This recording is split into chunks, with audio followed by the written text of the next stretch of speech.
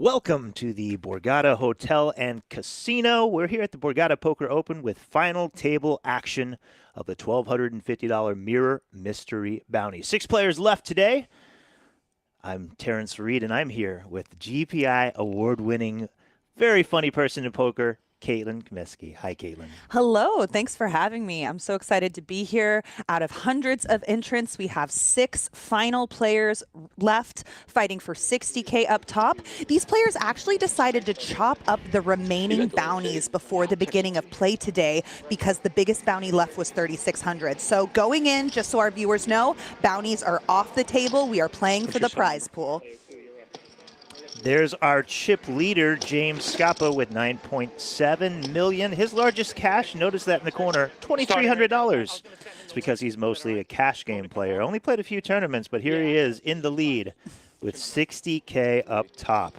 Pardy is he's one of our shorter stacks today. He spent 4 years in the Navy. Thank you for your service. You'll notice a trend with most of these players are cash game players primarily, and we see that in aggressive tournaments like bounty tournaments where aggression often is the name of the game. Cash game players seem to perform pretty well, and that's here. A lot of these largest cashes, you'll notice in the bottom right corner, are not that large. That's because a lot of these guys are pros, but they play cash primarily. Tentnowski going to be one of our only self-identified pros at the table remaining. He is also celebrating his 1-year anniversary today. So send Stanton your well wishes, him and his wife. Got a lot of wife guys at the table. Scoppa described himself as a happily married man. A lot of really great guys, easy to root for. As we were talking about who's left, Caitlin, you seem to gravitate towards rooting for the ones who are family people. You know, I myself am looking for a wife guy that I can be a wife to. So whenever I see a wife guy out in the wild, I want to reinforce that positive behavior here in the poker community. Absolutely. We've got a few to root for. There's your chip counts. You see Scoppa on top with 81 big blinds. Stanton, the short stack, with 18 big blinds. The other players scattered in between. We are going to start with a quick miss deal here as we get things in order, so get ready to fire things up. Most of the players at the final table are fairly local. We've got a couple people right here in New Jersey. I think that's 3 of us. Jason Pardy from Connecticut. Mykhailo Lendel over in Brooklyn, New York. Yes, 2 Ukrainians. Pavlo is also Ukrainian. Yeah, everyone kind of spread out. A couple Ukrainians as far as birthplace, but now everyone kind of lives within a couple 100-mile radius of here at the Borgata. So whoever wins this thing, money staying in the Borgata economy. All right, first hand of the day. Let's lock in. We're playing blinds of 60K, 120K. As we said, our chip leader Scoppa has 81 big blinds, but average stack is about 34 big blinds as we get in play. Bounties are not going to come into play, as Caitlin mentioned. All of them have already been chopped up by the players beforehand. So we're playing a pure final table here with no bounties to consider. Starting it off with a blind versus blind battle. James, our chip leader, starts off with some aggression, raises the 10-jack off, and gets called by Jason with a pretty queen-9 suited in the big blind in position. He is playing the short stack, looking to flop something good. Got some spades out there for Pardy. One of the best flops you'll see that doesn't have a pair. And look at him, just 3x pot shove with that draw. Scoppa doesn't even consider it. He says, on to the next, you take it. What do you think about this hat? I think it says Yabba Dabba Doo. You know, I'm a big fan of Fred Flintstone, also a wife guy, so he definitely fits the theme. I don't know if Fred Flintstone's the best role model for the husbands and fathers out there, though. He's a provider, Terrence. Okay, that's true. I mean, when the floor of your car is gone and you have to pedal with your own feet to get your family point A to point B, I guess a role model could be considered, but a lot of yelling, if I remember right. I think that was just a habit of being a man in the 50s. Okay. Pablo here. Couple of sailboats. He's in an interesting spot because he is second in chips.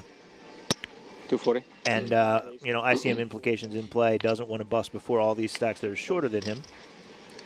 But fours, you know, it's hard to make a pair in this game. From under the gun, we'll open it up to 240K. Just playing six-handed, so ranges are going to be a little wider as the under the gun is actually just the low jack position. 100%. Pavlo is one of our pros at the table, so he's definitely going to be taking all the spots he can. Not going to be playing too tight.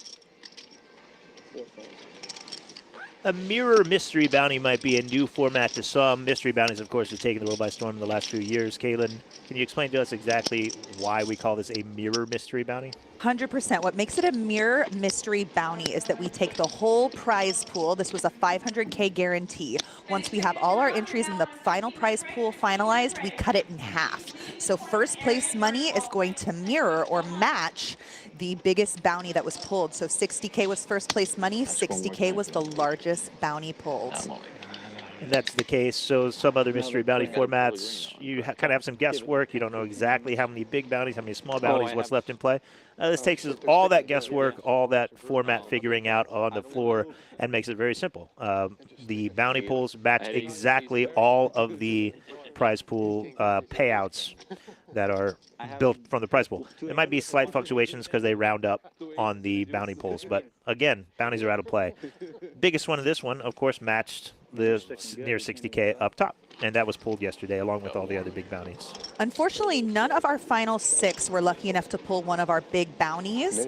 Brandon Hamlet pulled a 40K and a 10K bounty, and our 60K bounty pool has also been eliminated and not at our final table, but these guys still fighting for a lot of money up here. The final table participant who pulled the biggest bounty sitting here is Pavlo Tkach there in seat 5, or the 5th position. He pulled an 18K bounty yesterday and a total of about 30K in bounties. So he's got that in his pocket as he approaches these payouts at the final table. There he is in the Hugo shirt. Let me see what do they have. Did they just give Pavlo a walk? 610 suited. That's in your range. Love that. I love getting a walk. I always think I look super cute when I get walks. I hope Pavlo feels the same. I'm sure that's what went through his mind. Yep. How cute he looked. That's Do you look at your cards when you get a walk, or do you not want to know? It depends. I think I try not to look for sure, because I would never want to give anyone an opportunity to tilt me if I turn over a couple of aces or kings. It may not bother me, but if someone else is going to needle me about it, I don't want to give them the opportunity. Got to box them out. But you have the chance to needle the button when you showed you 7 that he missed a steal opportunity. Ugh, that's true too. You know, it's a fine dance. I look every time. I want the pain. All right, we got a couple of napkins here. Everybody kind of starting out the day a little card dead, but a couple of ones for our Navy boy Pardy in the cutoff. Best nickname for pocket aces? Couple of ones, couple of rockets. The number 1, I like to play deuce 7, so referring to hands as number 1 and number 2 is always fun as well. Jason opens it up in the cutoff, chooses a very large sizing, 310K. Again, primarily cash game players, so we might see some interesting bet sizings. We already saw a 3x pot shove on the flop. Now we see a guy opening to 2.7x. Oh, just aces? Yabba dabba do. Let's go. Appropriate. Look at that ace of spades on his shirt.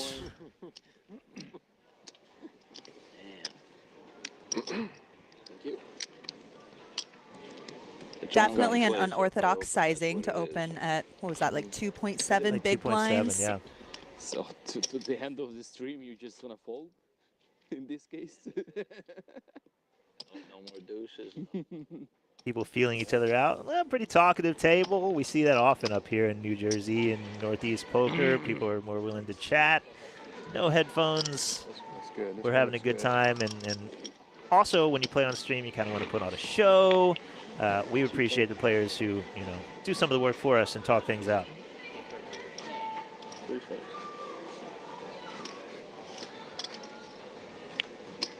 Caitlin, you just dropped a vlog, right? A little mini vlog of some of your action here at Borgata? I did. I dropped a ladies championship event mini vlog series. I won't spoil what I ended up doing in that vlog, but you can see some shenanigans.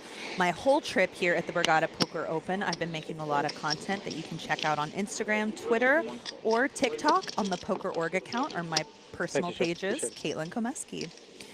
Matthew going to raise it up and take it there with Queen 10 offsuit. No fireworks yet, but there's a lot of game left.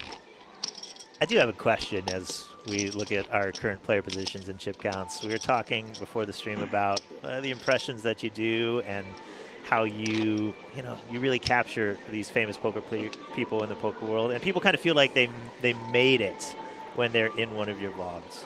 Have you ever tried to do an impression of somebody or tried to include someone and it just didn't work, and so they weren't in it because you couldn't do it well? No, because sometimes, it's always different with every video. Sometimes I'm trying to do a faithful impression, and sometimes it's fun. Like the last time I did Rampage, I basically was doing, Schmidt from New Girl. So I try to serve whatever the piece is, but certainly people get cut for time all the time. This last video, I had a Casino King bit that I thought was really funny, but I had to cut it for time, and we're going to have to put him in part 2. Casino King, you almost made it. Cut for time, but maybe one day. Super sweet when people take it as a badge of honor that I roast them in front of our entire community. I'm quite lucky to be in such a position.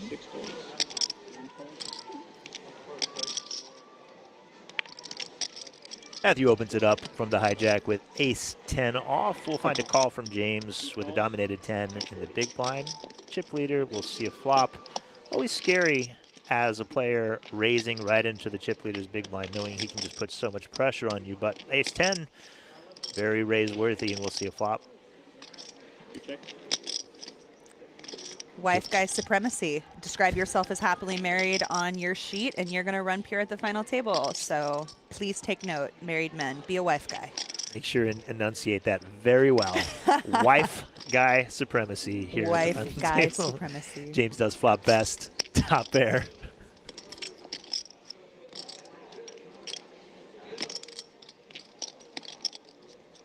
$650.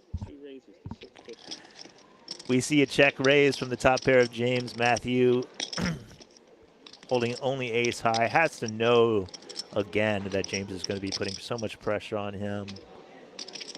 Very, very scary here, though, with only ace high. And with the club, the ace of clubs in his hand, makes it maybe slightly less likely that Scoppa's doing this with a flush draw. With 20 big blinds in stack behind, like you said, with the ace of clubs, probably going to be very tempted to see another card, just not deep enough to do so. He's just really, and with the 10 in his hand as well, it just leaves James with so few bluffs left. Blocking all the draws that you want your opponent to have. Mm-hmm. And the rich get richer. James crosses the 10 million mark. He accumulates while these other players just can't get anything going yet. We're still very early, only an orbit in. A little bit more about our chip leader. 10,025,000 in stack. James from Ventnor, New Jersey originally, now up in Egg Harbor. He's been a business owner. He's only played from him 10 to 15 tournaments in his life. So, like we said, not super tournament experience. Mostly he has played cash for a couple of decades now. Happily married man with 3 kids, like Caitlin said, and he loves traveling and golf. So, trying to fund some more travel, some more golf trips, and keeping himself happily married. Help his pest control business, maybe buy another van for the fleet.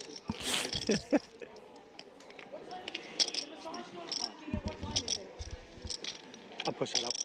Mykhailo raises it up with the ace-8 off from the button and gets it through.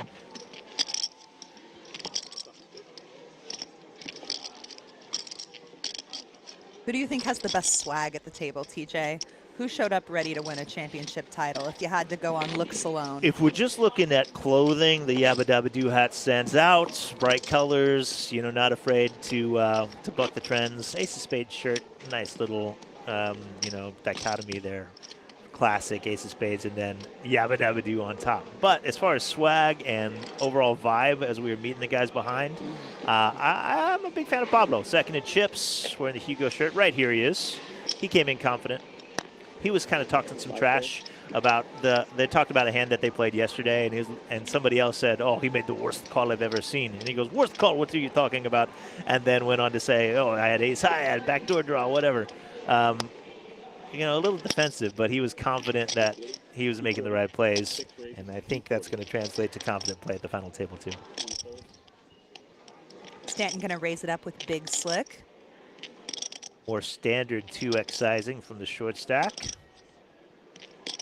Not quite short enough to talk about shoving pre-flop, but certainly good enough to raise. When a short stack raises, especially 2x sizing, especially from fairly early position, this being the hijack in the six-handed table, it kind of appropriately translates that, hey, I have a strong hand, so proceed cautiously. James does come along with a call. Suited one gapper on the button with the massive stack. Going to be happy to see a flop, and picks up Matthew in the big blind with a dominated king. Won't want to see a king high flop.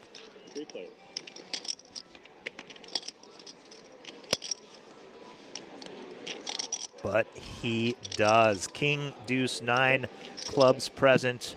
Although only one club in hand, that's Matthew in the big blind. And Matthew is probably going to get in some trouble here against Stanton, who continues for just under half pot bet, leaving 1.2 behind. So Stanton has checked top here, and the chip leader James is bluffing into him. Meanwhile, big blind also has top pair, so this could get a little dicey here. Let's see how everybody proceeds. Thank you for that correction. It's James who bets with 7 high. Stanton likely checked with just this dream scenario in mind of getting lots more chips in the middle. You have to think that a check raise jam is coming. 100%. Stanton is going to be the covered play here in the event that his all-in bet is called. James folds, and all of a sudden Matthew is put to the test for nearly all of his chips holding top pair.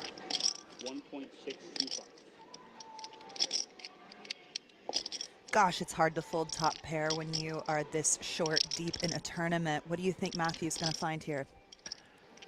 I don't think he's going to love it, but I think he's going to talk himself into a call. I'm not sure. This play looks so strong from Stanton to open off a short stack, confidently check raise 2 opponents. So if you really think it through, he's got massive draws that we're probably flipping against, and then we're just crushed.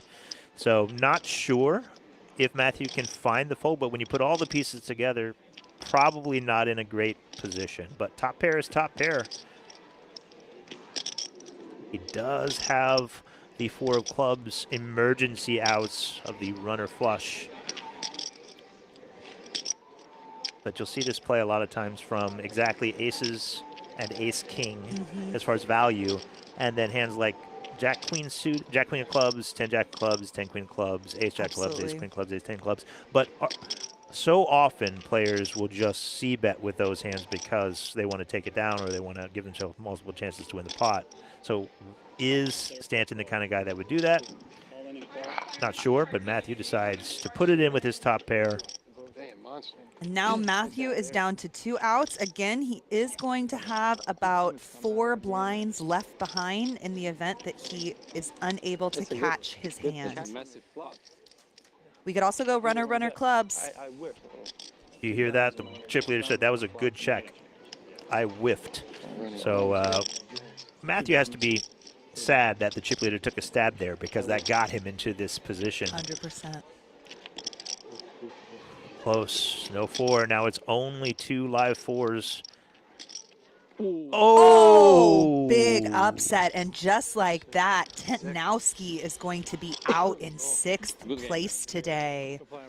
Stanton on his 1-year anniversary sent home to his wife earlier than expected with less money than hoped for. The man has one of the most accomplished tournament players at the table, has a WSOP bracelet, and probably going to be disappointed with his 6th place finish, but he obviously played that hand very well to get all the chips in with lots of equity, and unfortunately leads to him being eliminated in 6 for just over 10K. Absolutely. He's going to be taking home a high society stack to his beautiful blushing bride. The newlyweds will get to enjoy that. And y'all, don't let this deter your wife guy self-identification and behavior. Wife guy is still chip leading. That's true. We've got one left guy left. The man, very accomplished individual outside of poker, too, as we see Stanton off. He's got a master's degree that he's very proud of. Plays baseball every Sunday, plays golf a couple times a week, big foodie. So he's got 10K in his pocket to play golf, to play baseball, to try some new food. Enjoy your anniversary, sir. Well played. And then there were 5. Terrible call. You better be lucky than good, huh? He just said, oh, wait, she's going to come over like 10 minutes ago. All right, Matthew going to limp in a couple of napkins, see if Pavlo going to let him get away with such sneaky behavior. I don't mind. Race. Of course not. If we remember the very last orbit, Matthew gave Pablo a walk. And here we are again. He's like, I can't give this guy another walk. Not Decides twice to in play a the row. 6-3 off. Oh, hi. Yeah, he's emboldened by that lucky river 4. Going to call the raise with a couple of napkins. Go with the flow. Interesting. He said go with the flow. Don't do it again. Better to be lucky than good. Oh, boy. King Both, 4, huh? both players find a piece.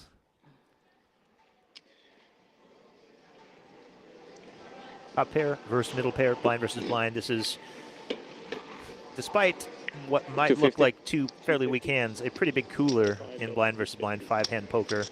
Hard to make a pair, both players do, and Matthew's going to feel compelled to continue with at least a call on this flop. You don't call pre-flop with a 3-6 off to fold. Certainly not. Oh, my. Oh, wow. You stand corrected. This is why you don't assume things, and you heard Matthew say it out loud. I don't think my middle pair is good, and laid it down. Hey, went with the reads. Was right that time.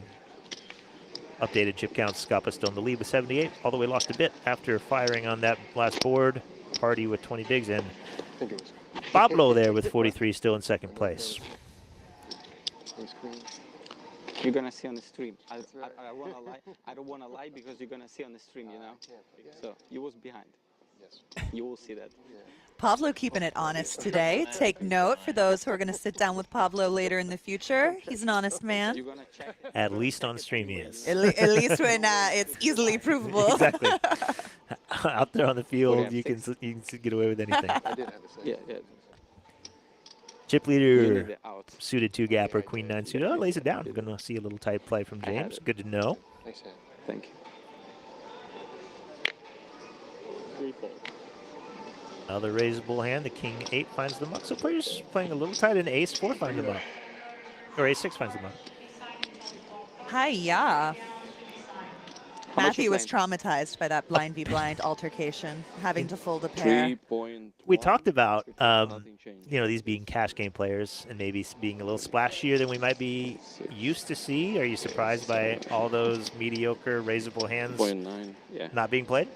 Absolutely not. I honestly think that that's probably a tendency for a lot of cash players is they make a Raise. judgment where they're tighter in tournament because the 360. prize pool is so top heavy. But we've got another blind v blind confrontation in the mix. Unfortunately, Mykhailo just ain't got nothing, and he's not going to pull a Matthew and call with trash and fold middle pair. He says no, on to the Mykhailo next. lets it go. Pablo picks up some more chips there. I think you're right. When you're a cash game player, you have infinite hands to make your money, so you don't get involved with mediocre hands. Tournament player, there's a time ticking down, blinds are going around, so you can widen your range way more than most cash game players anticipate or think is correct. 100%, and because of the existence of the big blind ante that we play in modern poker today, all the pots start out that much bigger. You're fighting for that much more, so your pot odds are a lot better, and especially from the big blind, you should be peeling a lot wider than you would be in cash. Deuce 5 might be a little too weak still. I think that's a little bit too far in the bottom of the barrel. We're still folding that last 10% of hands.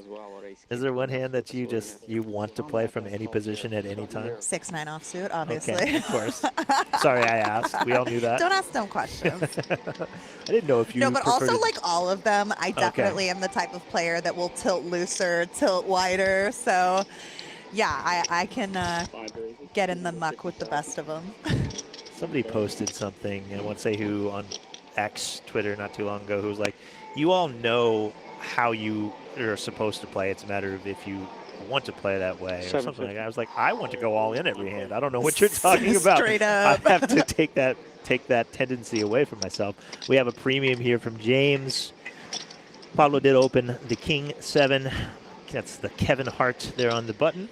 Gets 3-bet by James from the big blind with his pocket tens. 3x, kind of standard this shallow.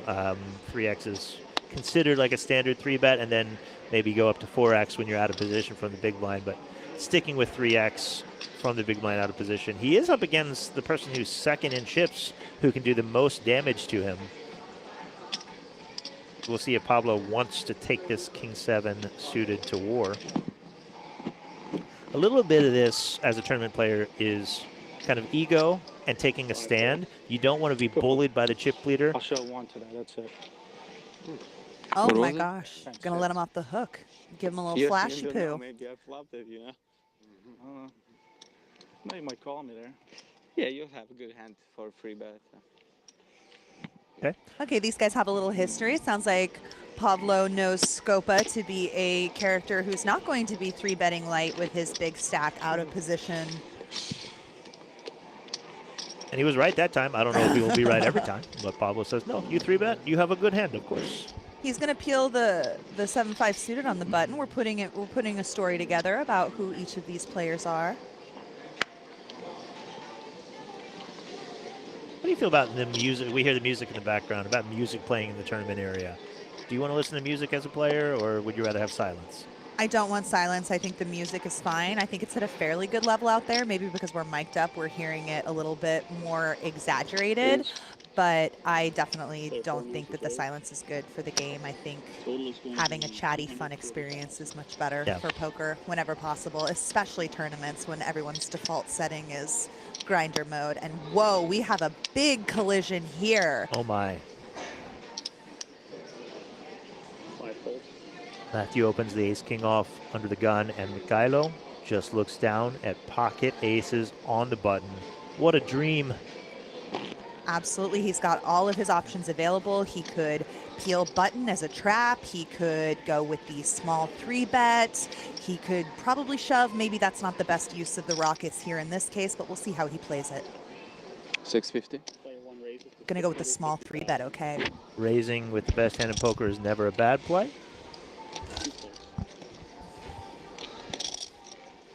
Does clear out.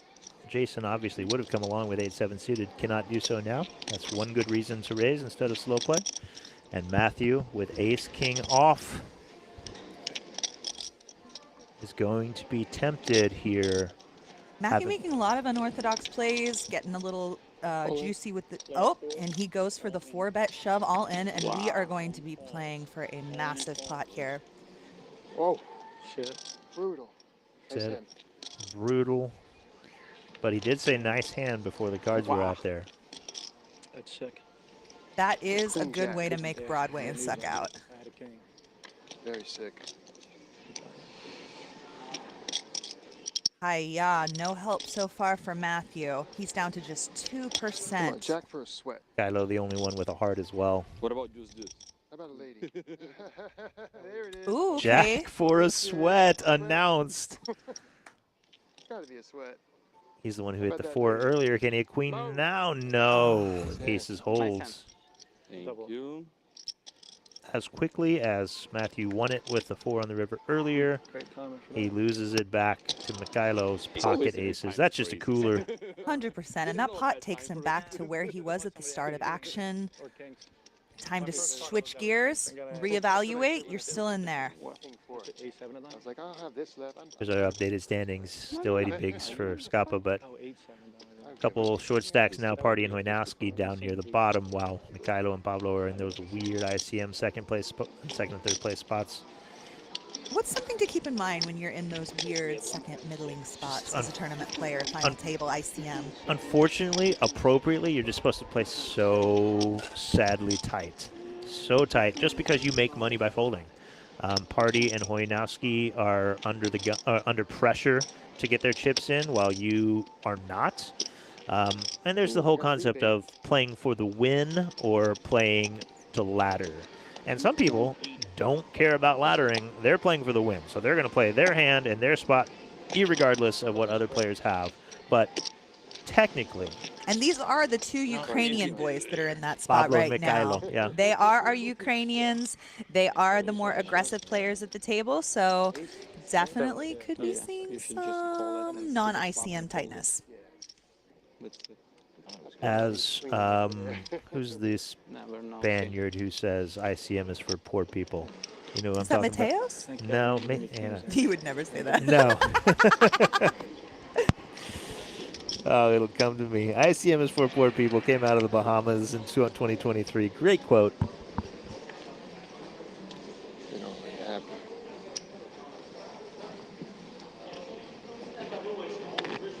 But again, that's really, it comes more into play when you have a chip leader who's being super aggressive and leveraging his position.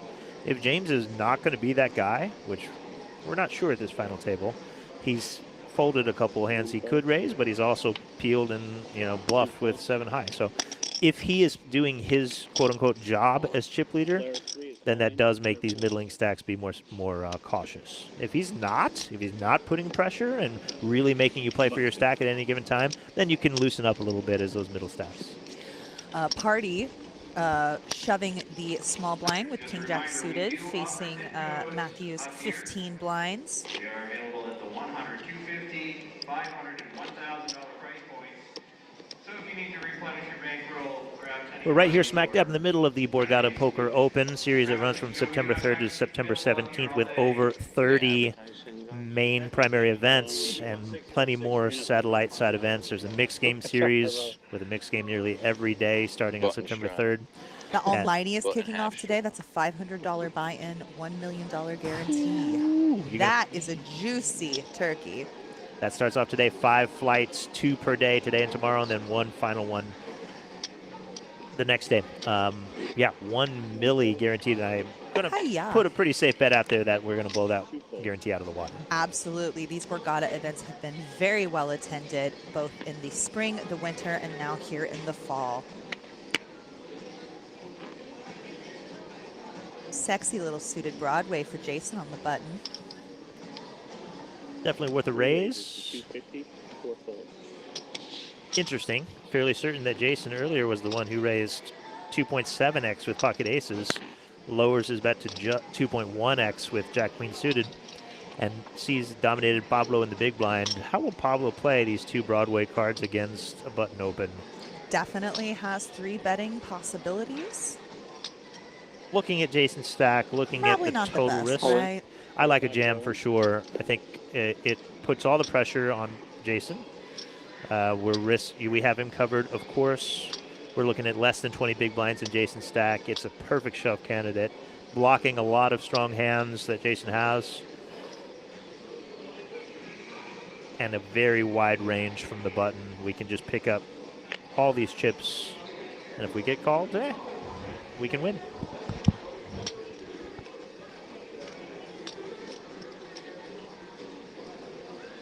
Oh, I hate folding Queen Jack suited. I hate it so much.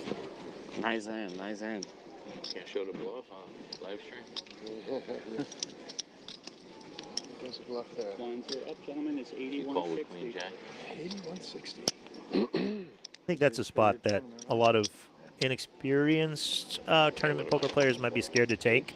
Looking stupid from the big blind, shoving 20 big blinds with a hand like King Jack or Ace 5 or pocket 3s or something like that. And yet, it is, when you're just calling with hands like that, you're just bleeding chips because it's hard to make a 100%. pair, hard to flop a set. And then if you don't make a pair, the person on the button with position and the betting advantage can just steal it away from you, even if you don't have the best hand. So that's a move, 15, 20 big blinds that you have to get really comfortable with in tournament poker. Is that something that's going to work versus an under the gun open or an earlier open? You definitely tighten the shove range, and typically, well, when we're talking 5-handed, it's not as scary. But yeah, it might work, but it works less frequently, right? Because they should have a tighter range from there. Speaking of strong hands, We got some stuff percolating. James, the ace-5 suited, opens from under the gun. Jason finds pocket jacks. Our blinds have gone up. We are now at 80 and 160 big blinds. We're looking at 18, let's see, 15, 14 big blinds or so for Jason in the cutoff. Yep, gonna put it in. Everybody else gets out of the way, and now we're gonna find out if Scoppa wants to go to war with a wheel Better than with the king old jack. cat jam. I got a count. Shout out Landon Tice. This is close. It's an annoying spot. We've already put in 2 big blinds. Jason puts We thought we were doing 14. the first before we started, remember? They said they were They gonna- said, but they all didn't. the guys got together. They didn't. Yeah. I don't know. That's all right. They forget, believe me. We got some overhead pictures. Yeah. Ace-5 a hand that you really would rather be doing the shoving than the calling with. You think about the range of hands Jason can be putting in, risking his tournament life here. All better aces, of course. All pocket pairs would have us in bad shape. No. If I had ace 10 or better. Gonna let it go. He agrees with you. Not a call off hand. I Oh. said if I had ace 10 or better. Yeah, that's easy fold. There we go. We hear the range that he would have been comfortable putting it in. See on TV, don't ever lie to me. Jack. If it's not gonna be on the TV, you're gonna ship it. You know, for a bounty, if bounty's still in, you're gonna do that, right? $1.5 million total. If there was a 50K bounty. Million and a half. it'd be- Yeah, they're 50, 40K behind. Yeah, Bishop, yeah. Yeah, that's probably reasonable. We hear the thinking. He's at $1.5 million. Everyone being Yeah. very forthcoming with their thought process so far and with their whole card holdings. So we got some honest wife guys at the table. I'm liking what I'm seeing. Like Northeast Poker home game here. Ooh, crabs! Out of context. That's hilarious. I would like, whoever's listening to this, please clip that, Crabs! post it, and tag us. I love crabs. Matthew Haslam opens it up in the cutoff. All in? Player 4 is all in. Look at that. I like crabs too, baby. Open. 10 bigs going in the middle. Puts it in there. Can't be too bad with a pocket pair. Nobody waking up with anything to go to war. Absolute nothing. Takes it down. Let's go, Matthew. Let's get that confidence back up. Nice. Thank you. I had 1 over. Solid, baby. 1 over. Oh, And he his showed the threes. crabs. Okay. My goodness. 80.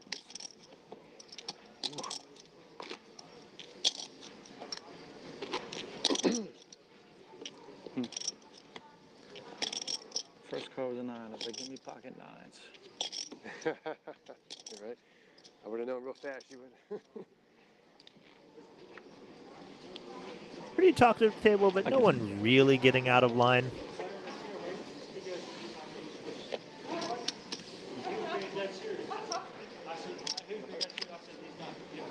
Matthew puts the Robbie into the muck, and Pablo's going to have a little suited Broadway. Put on his dancing shoes with. Race. Shout out to the poker boss in the chat. Sean's in there. Yeah, not sure how all these cash game players made the final table, but here we are. And of course, if I had the option to listen to just Vegas Matt, Tana, and Alan Kessler instead of the music in the background, I would do that too for about 5 minutes.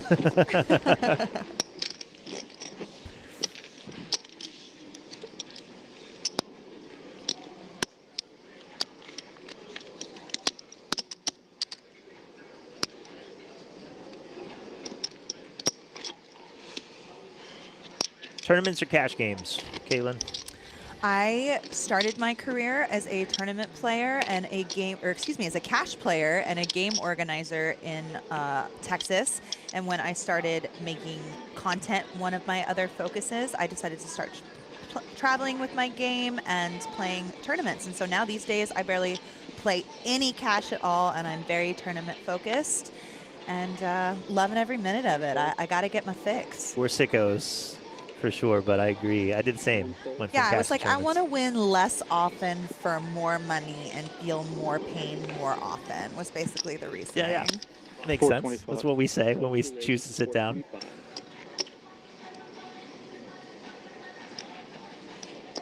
What's the biggest difference you've seen from playing in Austin at the card clubs down there and playing up here in the Northeast? Anything stand out? My favorite part about playing at the Borgata is how many verbal altercations there are. Oh my gosh, do I love people speak their mind in the Northeast. I went to college up here and I got a lot of love in my heart for Yankees and their no nonsense attitude. You never have to wonder if a Yankee likes you or not. They're going to tell you and they're going to tell you to your face loudly. And you say altercations, like it's not always like it's not a fight and it's No, not no, violence. I'm never it's scared just for like, my safety. It's right. just chirping. It's just chirping. Yeah, the chirping that happens is fun. Less chirping this week, unfortunately, because Nicky Palma is still on his way back from Barcelona, so he is not on the ground yet. But I think it's safe to say that we'll have the Nicky Palma in the building next week to help with our verbal altercation quota. Nicky P. The man, the myth, the legend. Shout out to somebody in the chat you might know. Amanda Chang says hi. Oh, hello, Amanda Chang. She is one of my favorite little gals over in Austin. Great chess player and musician as well. Chess crusher, big O fan and crusher in the big 5-card streets. Yeah, she's been getting into those 5-card streets, and she is a toughie. 7-8 off, 7-8 off. One pulse. Letting them go. Two pulse. Three pulse. Okay, now we have a confrontation. Very possible that these 10 big blinds could find their way into the middle. Absolutely. And Pavlo looks down Snappy. at Snappykins. the Gretzkys. Now we're going to samba. It's as close of a flip as you'll ever find in tournament poker. King Jack suited versus 9-9. Pretty much 50-50. And Matthew sees his tournament life at risk. Looking for some clubs, looking for some Broadway cards. Show my guy some puppy paws. Gotta be in the window. Oh, it's not, but it does present a few more outs. Queen, I like. My lady. My lady friend. Oh, there's the cowboy. River can be brutal. Okay, does not speak into its existence, acknowledging what he didn't want to see. And Matt Hoynowski will find the double. His biggest cash ever came right here at the Borgata. Made 28K. 28.8. Let him round up to Okay, 29. 29. Come on, Fine. don't do Let's my just boy say Matthew 30K. like The man that. pretty much made 30K here at the Borgata, and he's looking to best that high score. To double up. Gets the double, and that makes things a little more complicated near the bottom. 1.6. 16, 21, 25, 35 big blind stacks. James has the largest with 58. Still here at this 160K big blind level. So speaking of good caches, my buddy TJ here is on quite the heater recently. You took down the Grayton main event for nearly 200K. TJ, how did that feel? Yeah, Thunder Valley just next door. Oh, pardon but me. yes, shout out to Thunder Valley and Grayton, both great spots. Felt amazing. A lot of friends in NorCal. I live fairly close to the area. My winner's photo had like 12 people in it, which was super cool. And to have, it was one of the toughest final tables I've played. A lot, like 4 WSOP bracelets, 4 WPT titles, and I just had all the chips and ran like God. So when that happens, you win the tournament. Yeah. But yeah, that was my biggest cash and very happy. So we'll try to keep that running as long as I possibly can. Although no luck here at Borgata, 0 for 3 in the mixed game streets, but yeah, mixed games aren't my Nobody specialty. wants to win a horse event anyway. You're fine. So that's Ari. Ari and Alan out there battling the mixed game streets. Let the little old ladies take those down. Those are their birds. I love mixed games, I really do, but man, I just don't play them often enough. I don't study them often enough. I just really love playing it, but when you play No Limit for so long, it feels almost robotic sometimes, and that just like scratches the itch of needing to figure out a game. So when you look down at, like, when you play like Deuce to 7 and you only get to play it a few times a year, it's just like figuring it out on the fly and like trying to you don't know exactly what you're supposed to do in any given spot, and that's fun for me. Wow. No, I'm a big fan of mixed boys. They're usually more talkative at the table. They're more laid back. They're funnier. So mixed boys, hit me up. You hear that mixed game, married men out there, or not married? Wife guys, Mixed potential man, wife guys, not anybody potential- else's wife guy. I want a fresh, newly minted wife guy for me. Let's be clear here. Mixed game, newly minted wife guys. That's who we're looking for. And here we are. We're going 3 ways to this flop. Mykhailo peeling a little wide here versus Pavlo and Matthew's original open on the button. Nobody has a pair, but Mykhailo does turn a draw with the deuce 4, and this board hits a big blind range pretty strong. Do you think he could ever lead out here into the original razor? Once it checks through on the flop, I think that's a very good play. Give yourself a chance to win it, and if not, then you have all sorts of outs to get there. But he Little does probesy pew. take the passive route and allows Matthew, or well, let's see, Mykhailo here in the big blind does probe. Matthew's the one that does call on the button. Just with 2 overs and the best hand. Any deuce, any 4, any ace, any 6. The 4 gives Mykhailo a pair. That'll do. Matthew has, let's see if Mykhailo goes for value Yeah, here. is he going to check for his showdown value, or is he going to fire again? Matthew has kind of played his hand like he has nothing. Going to go check, check. Goes pair of 7s with a king 10. 2 pair of 7s and 4s. I think that was very well played by Mykhailo. Like, he does have value, but his opponent basically saying he has nothing. So the only way he gets more chips in on the river What do you is think of the pre-flop the check decision to peel the 4 deuce off? Is he doing that because he knows Matthew's one of the lesser experienced players, doesn't want to necessarily give those chips up to Pavlo? What do you think his thought process was, peeling that wide? I mean, I wish I could get into his head. That'd make my answer a lot better. But it's probably one of those things with cash game players where you're getting a good price. You've already put in a big blind ante and a big blind, and now somebody's raised, and you have a call. So it's like, oh, I only had to put in 125K, and there's 700K out there. That's typically the last thing you say before losing a big pot. Yeah, odds. Yeah. So in this case, it worked out. He did make the best hand, but oftentimes we get into trouble when we call because we're getting a good price with a very bad hand.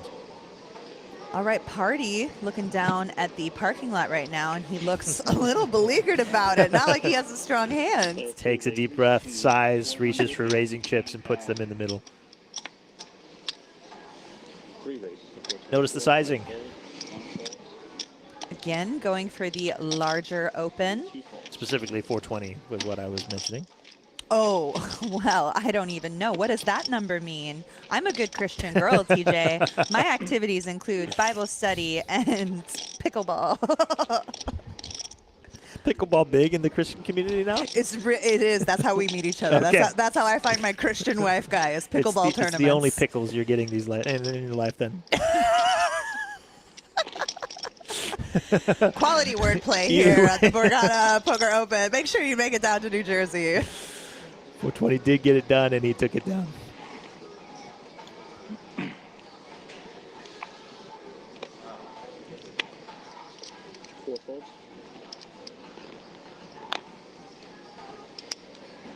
Sammy G, shout out. She says, I love you, Caitlin, and TJ is also here. It's true. I love Sammy. I feel my the same Gen way Z about you, Sammy. She's my Gen Z cultural consultant. She keeps me relevant and young, and she lets me know when I'm saying cancelable things. When my jokes get a little too non-progressive, she keeps my toes before the line. Sammy reins you in. Yeah, she didn't let me say hateful shit that I think is funny.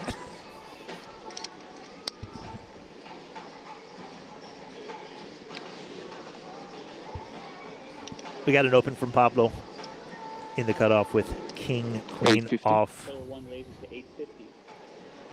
Here we go. An aggressive play by Mykhailo. It's kind of the first time we've seen players take a hand like this and turn it into a 3-bet bluff. It's an excellent candidate to do so. You want to get better kings to fold, that's the goal. You want to get hands like pocket 3s to fold, that's the goal. Will it work, or will Pablo sense what's going on here and fight back?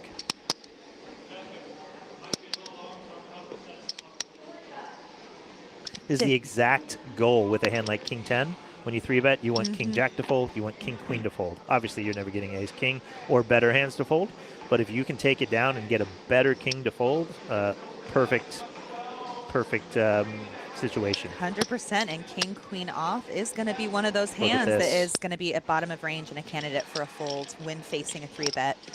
Don't want to be playing hands like that out of position in 3-bet pots. Masterclass. You also don't want to be just calling with a hand like King 10. Calling is probably the worst option that you see a lot of players do. Oh, I'll see a flop, and then you hit a king, and all of a sudden you lose all your chips.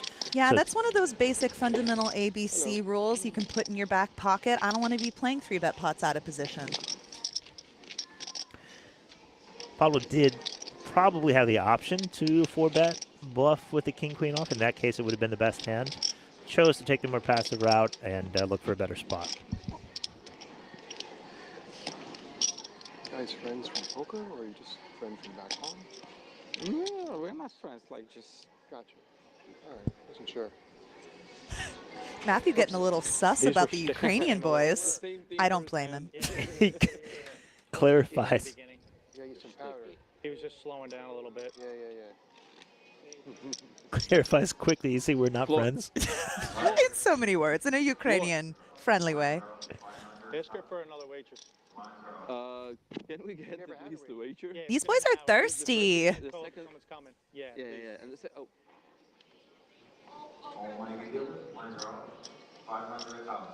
Just need a All water. right, Pavlo gonna look down at Big Slick under the gun. Oh, 816, not blind. 816, blinds are up. Beautiful sight with 22 bigs. We're up there. C5, raise, 325.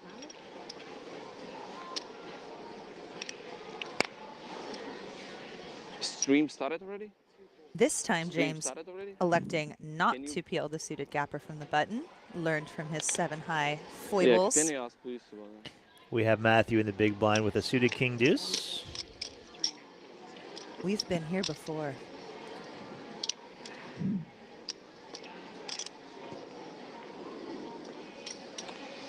Any suited hands in the big blind certainly fine to call with. In this case, a king is dominated, would be a bad to see for Matthew, but Pablo in position with the betting lead and the best hand sees an ace-high board. One club for Matthew, but that's about it. 4 chips. Pablo with the stranglehold, 96% equity. Well, if he's going to bet, I like a very small sizing. 5 bets, 325,000. A little chunky, too chunky for Matthew to come along, and he quickly lays it down. Good. Matthew beat him out of the pot in that case. Yeah.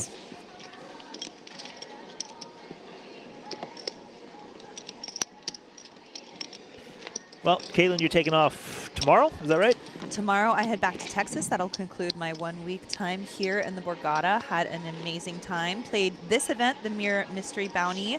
I unfortunately did not bag. I got eliminated maybe 15, 20 eliminations. So not even really qualifying as a soft bubble. I don't know when we start calling it soft bubble, if that's like 10 players or less, 5 players or less, but I won't qualify it that as that. Close, you were close. Ladies event, I did, I made the final 2 tables and I cashed the event, but unfortunately I was the short stack approaching the final table bubble and I did not make it. I got 13th place for my cash of the series.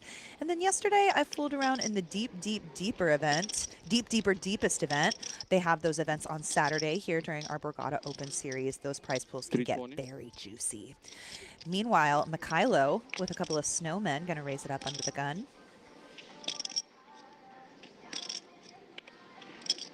She comes. Thank you. Waitress secured, drinks incoming. Gonna get lubricated up in here. Folds around.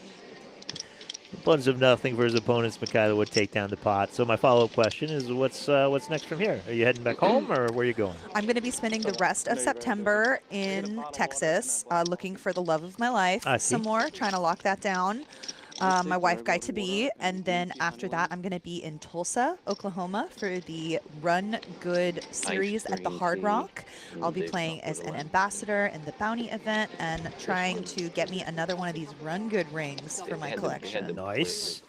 And then looking towards the winter, of course, I will be back in Vegas at WPT. How about you, Teach? What you got coming up? Let's see. I'm going to be here through the end of the series. We're going to see this $3,500 main event towards the end to tasty. completion. Be back on comms with Poker Face Ashley Frank for that one near the end. After here, we're going back to the West Coast for a little bit. October, I got a wedding in South Korea. Ooh. Never been to South Korea. Very excited about that one. And then, you know, what has become a winter warfare of poker tours from in November and December with the NAPT, EPT, WPT, WSOP Bahamas all happening. So it'll be a busy couple months there for me, but very much enjoying here at the Borgata through the 18th for the end of this series and being on the comms with a few of my favorite people, including yourself. Why, thank you, Teach. I appreciate you. So happy to be here. Love of your life in September. I hope it comes. Is September, it's not cuffing season. Cuffing season, we're talking like November, right? Yeah, when you need a big boy to keep you warm in the winter. Yes. Yes. Almost there. But does it really get that cold in Austin that's even a need? I turned down the AC to make it as cold as possible so that the big boys feel more comfortable. Got yes. you. Yeah. There's levels to this. Pablo opens it up in the small blind. With, oh no, just limps in the small blind with Queen 7 suited. Checks behind Mykhailo. Both have clubs.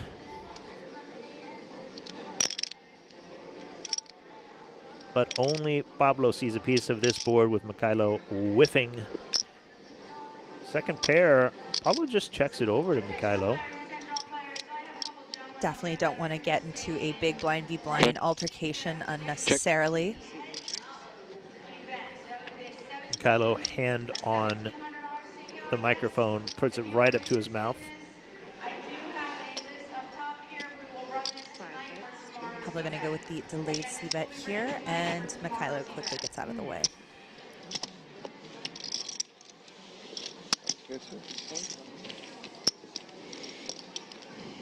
I really like the chips here at Borgata.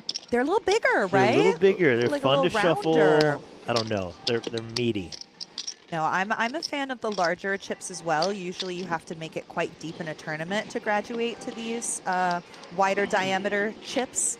So here at the Borgata, they give them to you on the first hand. Yeah. God bless America.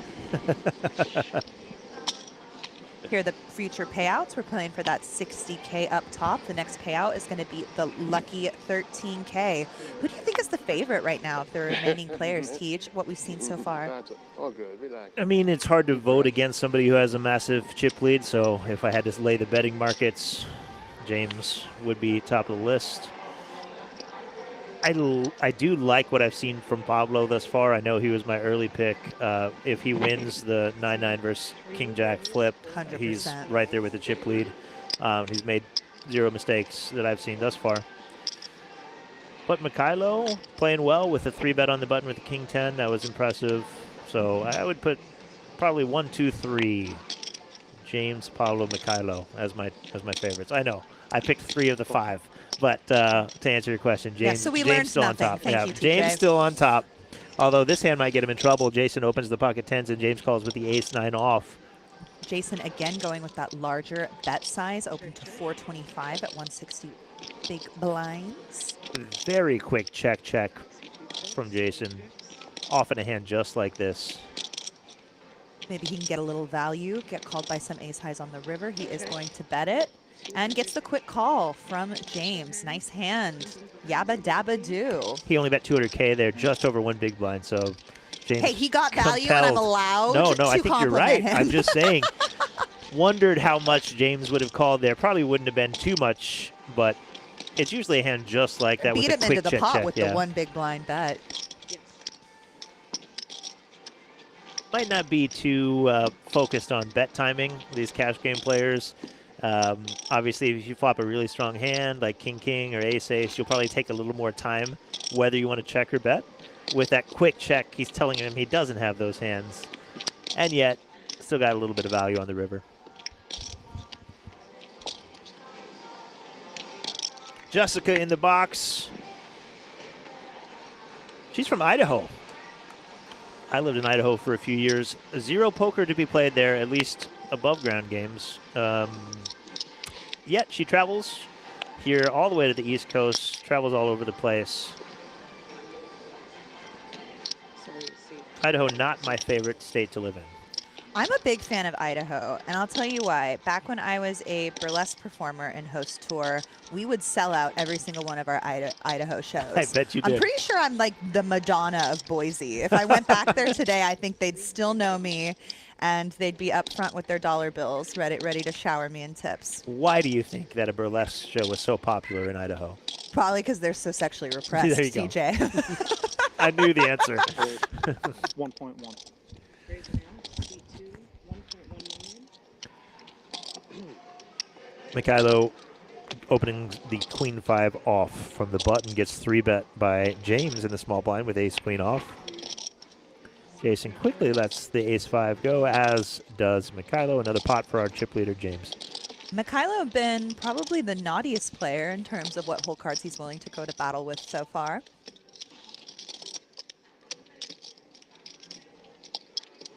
Updated standings, James still on top with about what he started the day with.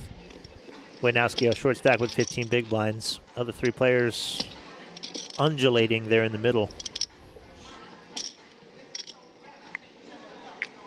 Again, Mirror Mystery Bounty final table here. 5 left. I'm Terrence Reed alongside Caitlin Comiskey. We're here until we crown a winner today. All the bounties have already been chopped up because there were no big bounties left today, so the player said, let's save time. Let's just chop them up from the start. So we're just playing a pure final table with payouts in play. C5, raise 350,000. C1 folds, C2 folds. King Jack off opens it up into a bunch of nothing hands.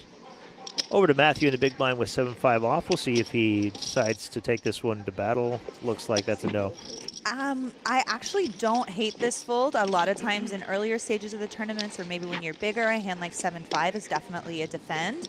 But when you get at a final table, and when you're the shortest stack at the table, you really want to appeal with hands that are going to flop better more instantly. Like a king deuce is almost better defend than a 7-5 offsuit. Yeah, it gets troublesome. Obviously, we don't know where we're at. We're out of position. We're shorter stacked. It's okay to fold. I hate folding, though. It's the worst part about this game. I would like to play all hands to completion. Thank you. Also, it's my worst habit. C1 fold. We've got a real hand here again for our chip leader. Pocket 9s in the cutoff. At the 160 big blind level, he opens to 450K. Again, a somewhat non-standard, bigger I sizing. can't defend, you know? I know. Sucks when you can't. I hate having shit on big blind. You can't. And you did it. Even with a minute. You did it 3x, you know? So it's like, I a little higher than I wanted to. yeah, you look By like having like five accident. Yeah, like- sixes. Sound like a misclick there from our chip leader. I wondered the same because he's been raising kind of fairly standard, and then all of a sudden chose a bigger side. It's, But I still. it's our can explanation. defend, A pan, a view of one side of the conference center here. A beautiful place to play poker. This is a new area that But they've sometimes designed people win for from the bottom. this series, and it is a huge improvement. So spacious. We had 6 events on one day a couple days ago, and no space concerns. 100%. One of the things I like best about this new room is you get to play with the high ceilings. Yeah. Always a good environment for tournament poker. And everything feels so connected. Before, we were in 3 different levels, and the CCC on the other side of the casino. Upstairs tournament area, some tables down in the cache area, the stream down in the 3rd lower level. And here, you can see everybody. You can see the stream right up in the corner. You see media, you see all the tournament tables. You see right in the middle is the tournament director's area. So Can I see your stack? like it a lot better. Absolutely, and we are a little bit further away from the food court, but Borgata has realized that, and they've given us our own little cafe here in the tournament All in. area. You do not have to leave. Hi-ya! Real hand alert. Jason opens the queens from the cutoff. Pablo 3-bet jams the ace-queen off understandably and gets called by Jason. We'll spin it.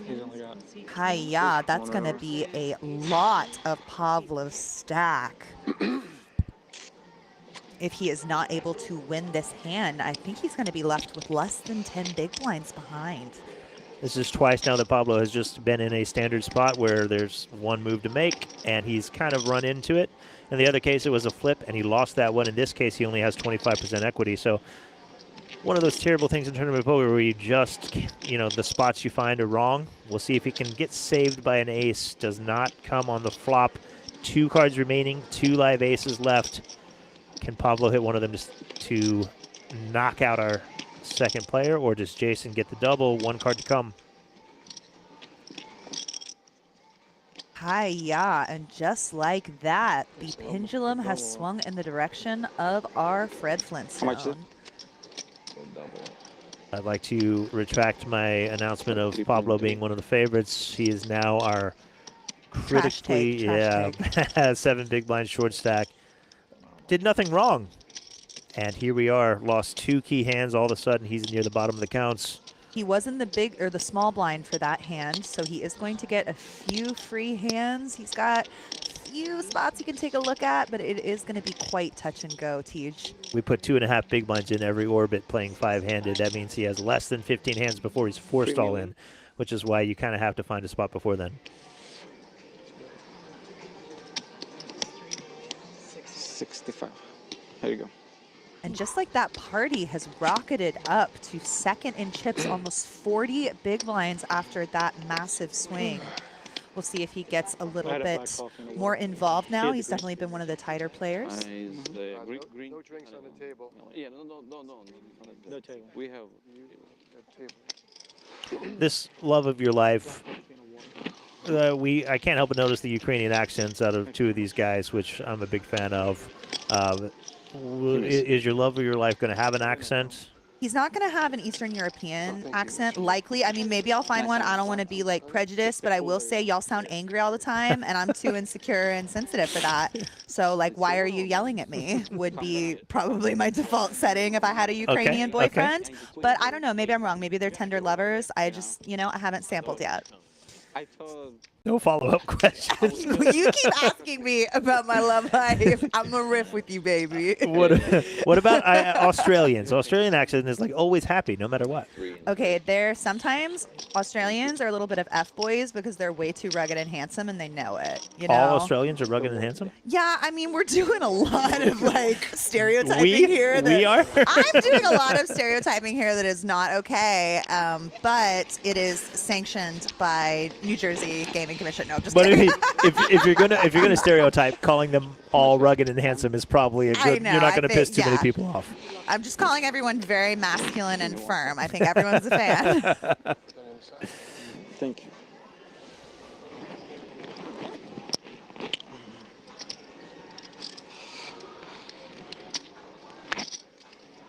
All in.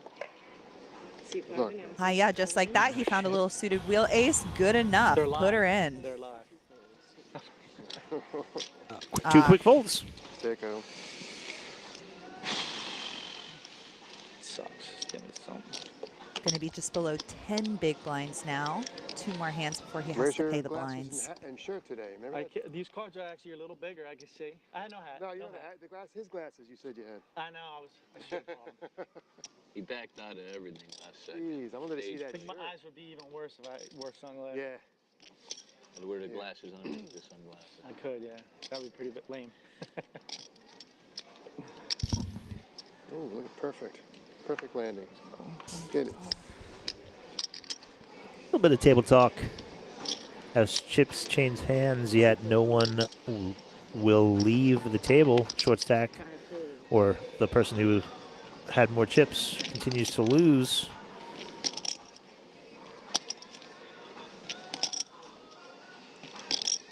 Usher blares in the background. Well, Mykhailo is caught up with Jack 10 off, opens the button.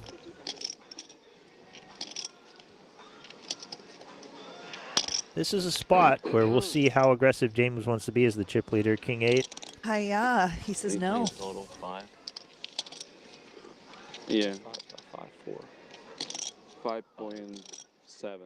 Seems like James is going to play very straightforward, not apply an inordinate amount of pressure, kind of play his hands appropriately, and that allows the other players to kind of get in the mix more than otherwise might be the My hair is case. very white up there. My hair is very, very white. No, honey, it's salt and pepper. It's Silver Fox status. You look great. Yeah, all marketing. Silver Fox. The hair of an 80-year-old man. Stop Okay. it. You look precious. A little self-deprecation there, but get some chuckles out of his table I mates. could just go walking right in the senior. Oh, shit. Look, I had more chips back Hurts then, when they too. ask that. How'd you do in the seniors? So cute. 5 years away. Oh, now we get to see what you're That's like a 33-year-old guy playing the seniors the other left day. me with. I think the guys have finally realized that the stream is showing on a 30-minute delay up in the corner. So, They they found their reflection in the pool. in the mirror mystery bounty, they found Oh, that reflection. hey, easy now. All in. Pablo finds another spot to shove his 9 big blinds with the king queen off. Yeah, see, there's that hand I was telling you about. Almost 10. Seat 1 full, seat 2 full. Whoops. Only you left. Ooh, Matthew waking up with a I gotta get pair it in the in here. big blinds. boy, Will he and take this the is- flip? They are very comparably stacked.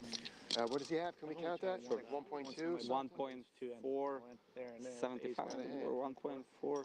Oh, that is 1.5. They're very similar stacks, both near the bottom, and this is a pivotal hand should Matthew choose to call. They were the two that got involved with the flip earlier that Matthew won. This would be another flip for Pablo's tournament life this time.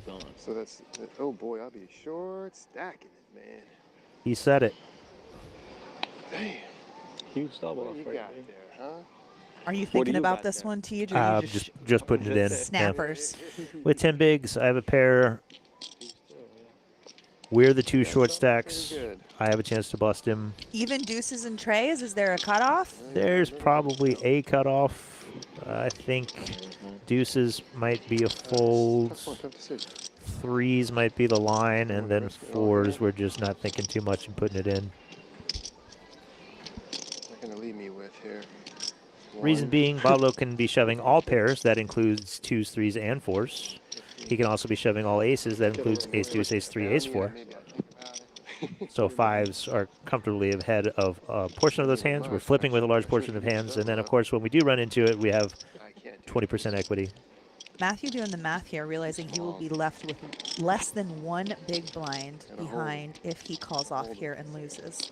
There is the passive approach of folding and hoping that Pablo busts to another player and we just get to ladder, but that doesn't always happen. Sometimes But do Pablo you finds think a is that the double. way to go if you're the less experienced player, if you're in Matthew's shoes and you're the more recreational player up against the pro?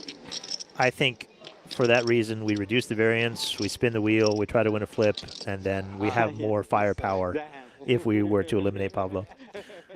And the jump from 5th place to 4th place isn't massive.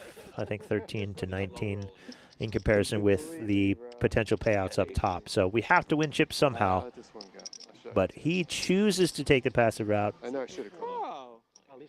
Wow. Pablo surprised, Very happy to take it down without a flop. I don't feel like racing right now. and guess what? Queens? Matthew is now our short Oh, stack yeah. because he folded. So 2-2, right? here we are. Will chooses to believe there will be a better spot than that one in order to get his chips in the middle. His prerogative. Matthew commiserating that he should have taken the opportunity to That's raise as spiteful. opposed to limp It as is, he yeah. did. I just wasn't feeling it.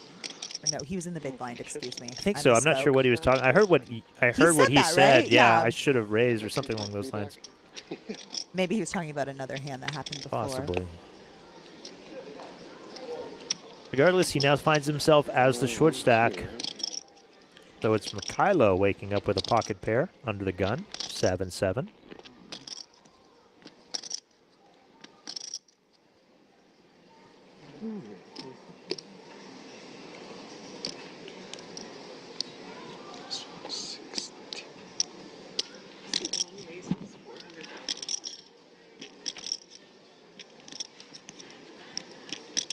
Both of the other 7s are being folded as we speak, so no sets are going to happen for Mykhailo. But I don't think anyone's going to go to war with him. Take it down. Help her. Maybe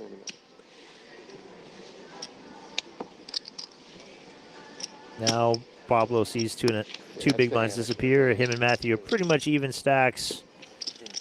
Yeah, I just limped. They're sort of the Spider-Man meme right now, aren't they? Waiting to see who busts first. You're the short stack. You're the short stack. These boys are so cute watching themselves. I'm obsessed. Yeah, Boys are so cute when they're boys. I love that it took them an hour to kind of realize that it was on play up there. Nice job. I'm gonna watch it.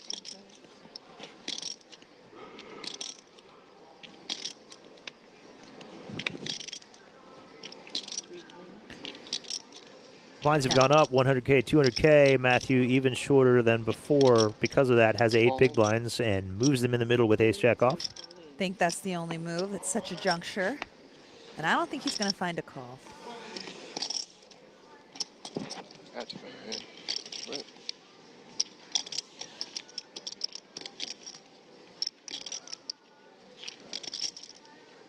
Get a good run of Do you have those any hands, no? cash game stream appearances coming up? I know you love to get in there on those live cash streams and do some crazy shenanigans. What are you talking about? No, I play very standard. No, I love playing cash game streams. To put on a show, I don't think I've ever had less than 50% VPIP on any of these games. I did have a 46 in that massive game at the Lodge last month, but I love to mix it up, put on a show. That's why people watch stream games, and that's how you get invited back to stream games. I don't have any planned. I went through the tour of the Lodge and Bally's last month and had a lot of fun, but nothing planned. A lot of travel and tournament poker and working over the next few months, so we'll see what happens. All right, here we have Pablo all in for just under. The blinds have gone up. We are now at 100,000, 200,000 big blinds. So this is under 10 blinds that James would be calling off with ace high. Would be in a dominated position though, but he is the big stack, and the only way we're going to get rid of some of these people is if we start calling some of these all-in bets. You know, put it in, get lucky. 7 big blind shove, any ace in the big blind. Likely supposed to, quote unquote, be a call, but it's just. It is one of the worst aces available. Yep. But he Came to the same conclusion. Serpent, yeah, like king, queen, king, jack. Yeah, he's got the hearts covered, but we're going to need to see a 6 to get down to 4 players. A lot of opportunities with hands like this, paired boards, bunch of paint cards, that sort of thing, but we'll see. And so it's not that. No pair yet. James hoping to see jack, queen, or 6. That's not it. Now it's just a pure. Oh, I guess a 4 He can pair or the a 5 board, or yeah. a 6. Nope, 7. Nice. All around it, correct, and Pablo finds the double. This is what Matthew had to have been worried about when he folded those pocket 5s. Pablo doubles through somebody else, and now Matthew's even shorter in danger zone. Chip leader takes a hit, and all of a sudden, only a chip leader by a small amount over Mykhailo and Jason. James sits with 7 million. There's our standings. Close at the Everything kind of top. leveling out. Matthew, now our short stack, as mentioned, at the 200K big blind level. Thank you. Serpent, yeah, king, high. Like I said, Pablo, one of the favorites. He's riding the roller coaster today.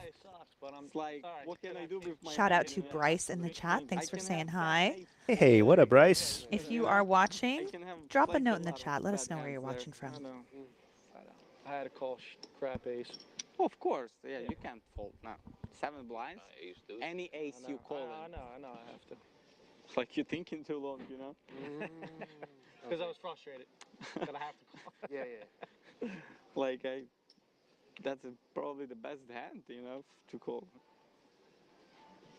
Player saying exactly what we were thinking. He knew he had to call, just didn't like doing so.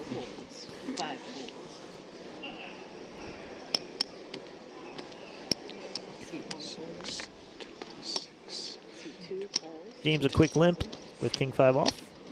Jason looks down at a suited 10 jack from the big blind. Are you bumping it up here? Yes, Versus a limp? in position, I think take you control of the got it, pot, right? try to take the big blinds that are out there, but no, he'll That's what I'm see a flop.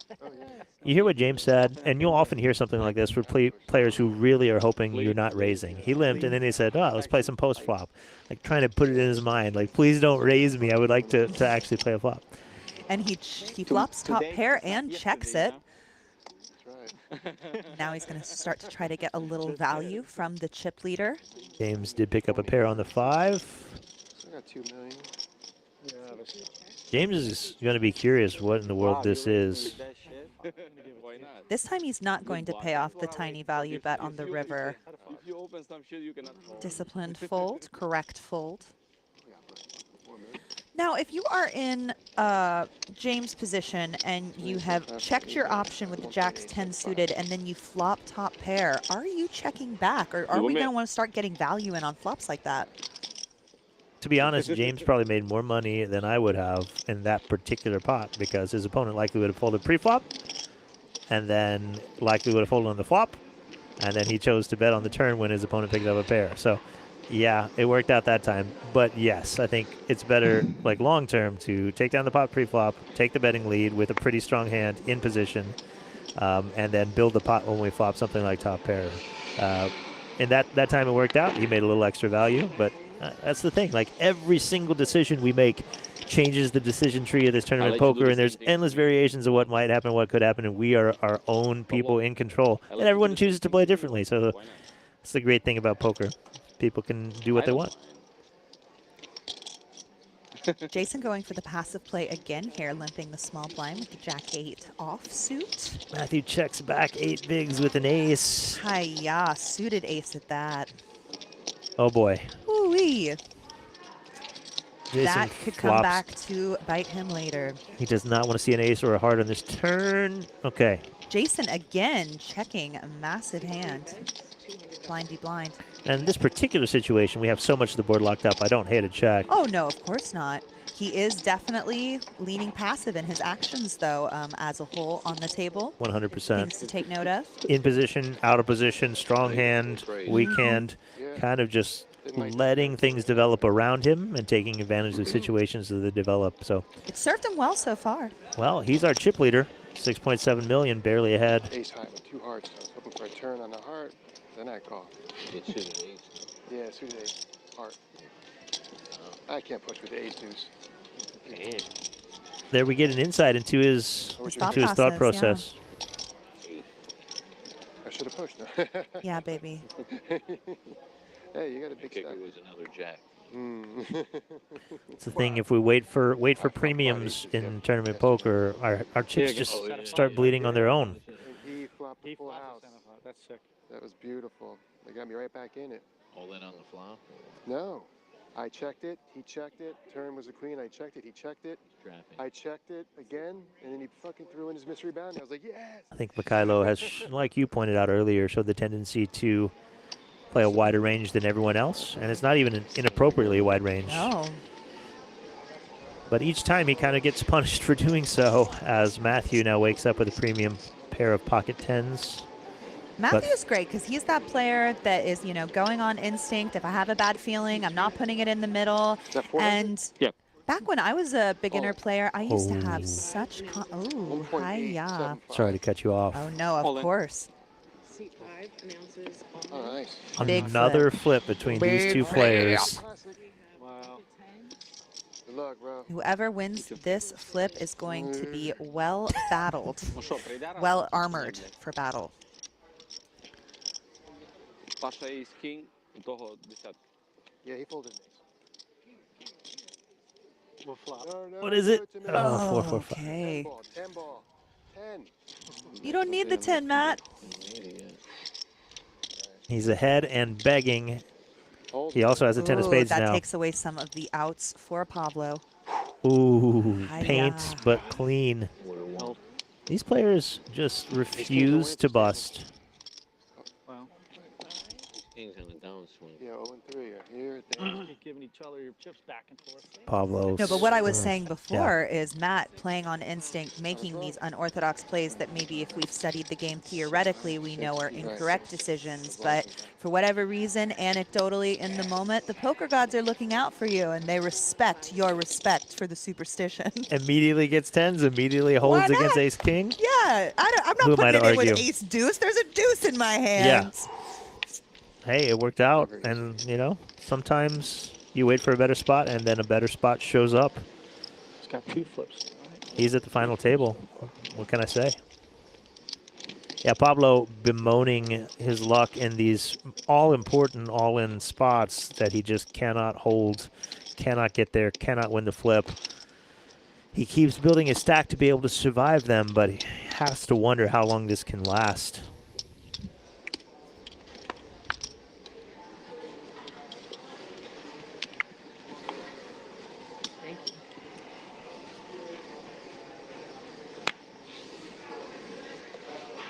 See 2 fours.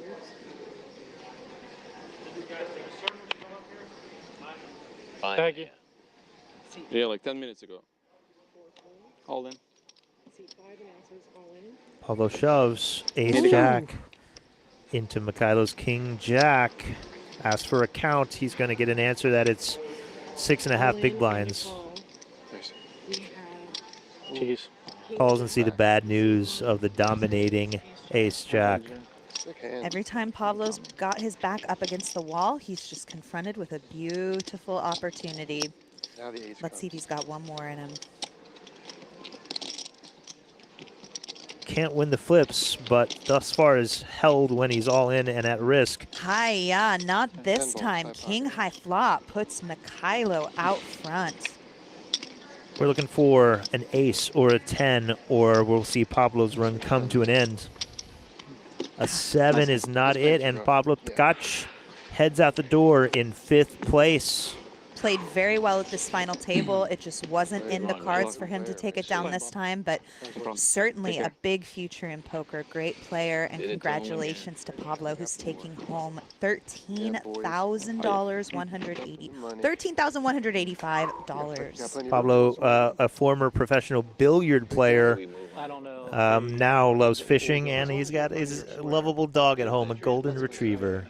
So buy some pet treats. Quality animal. Chewy box in the mail. Well played by another professional poker cash game player here at the final table. Showed some chops, couldn't hold in the best spots. Well done, Pablo. We're down to 4. I have to call there. You have to call Yeah, there, it's 5 yeah. big blinds. I mean, And now there's He not did a tell me huge 20 discrepancy pounds, between our 15 short stack and our big stack. What do you think we're going to see now that He the ain't gonna stacks be have able to leveled do it. out going into four-handed play? Well, I would say that we'll probably not see as tight of play, but we really haven't seen tight play, so I don't think much will change. People seem to be playing their cards, playing their situation. I feel like there might be a scenario in which Mykhailo gets an opening to really run away with it here, because James, Jason, and Matthew have shown a tendency to be a little bit on the tighter side. Definitely a lot of possibilities still in play at the stack depth, but this time Matthew has the suited ace deuce, and he's ready to go to war with it. He's reevaluated the strength of the ace deuce. Well, maybe his initial evaluation Bad timing. should've Really stayed, bad timing. as he sees 2 bigger aces. This is going to test your theory about Mykhailo's.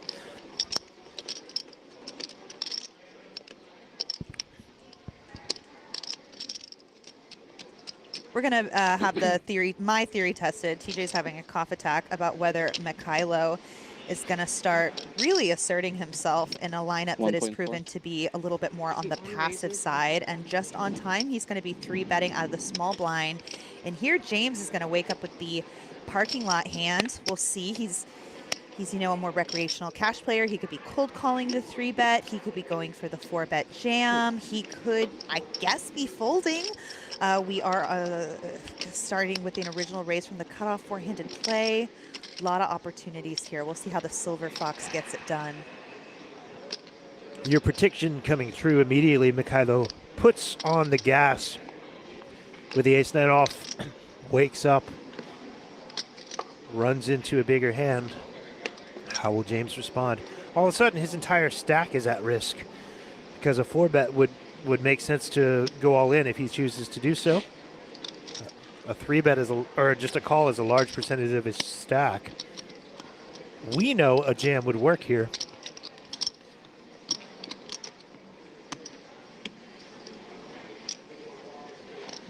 Oh, wow. And this is proving to be a tight passive table indeed. We're seeing the parking lot hit the muck. This is the power of aggression at a final table, especially when you sense that players really don't want to put it in with a weak hand. We know Matt's not going to war with ace-deuce. We already know his feelings on that hand. Exactly. Could have just You fold like tens? No, bigger. Not pair. Ace queen. Cool.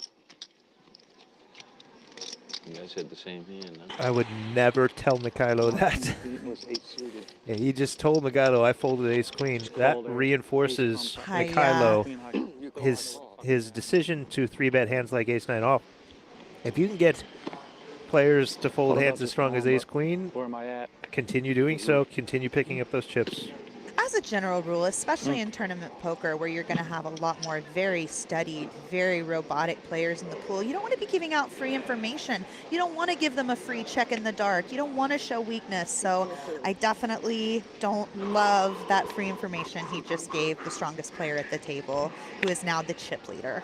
I'd be happy to share information that doesn't matter, like, oh, I had deuce 7 in the big blind and I folded, something like that. Yeah, I'll let them know what nonsense I'm texting the love of my life, but nothing more than that. Just like real secrets. The main thing in tournament poker that you don't want to tell people is how strong of a hand you're willing to fold. Yeah, definitely. Guess what? They're going to start coming after you nonstop, knowing that your chips are easier to win. Not saying that the ace queen fold is atrocious. That's like, it's not a fist pump get in there. Like, it's a scary situation that's definitely worth considering folding. I'm just saying, if I choose to fold it, I'm not immediately telling my Absolutely opponent not. that I'm doing so. Good Where fold. evens chips. No reason. Couldn't agree more, Tej. You got to figure he might shove. He's got to have a good, decent hand. James taking us even deeper into his thought process. Whoops. Mykhailo now with the chip lead. Razors, 400,000. Road just fully opening up for our boy Mykhailo. Four-handed, it's hard to, you know, the opener is going to have a big advantage because there's only 3 people to get through. 500K in the middle every time. And Mykhailo ramping up the aggression. Of course, he's had good hands to do so with as well. There's our payouts in play. Next player bust gets nearly 19K and then a 9K pay jump for third with 60K awaiting our winner. That's almost to the penny the exact number of my highest personal tournament score, which is $60,055. Nice. Where was this? This was at the Lodge at one of their Monster Stack series. It was a $500 or $600 buy-in, 500K guarantee, and I actually won second place in that tournament twice. Wow. The first time for 60,000. Oh my goodness. Second place in the same tournament? In the same tournament series. It was Yeah. a monthly series back in, I believe it was 2022, the year I played it, and I won second place both in April and October. We need to get you a couple first place this year. I do have a couple of first place this year. I won a Run Good Ring in Tunica, Mississippi, and I won the ladies event also on the cruise, the WPT cruise. But Wonderful. I Remember would that. like to pull off the ladies hat trick. Yeah. The Ladybird hat trick Yes. is something I'm definitely chasing as the annual calendar winds down.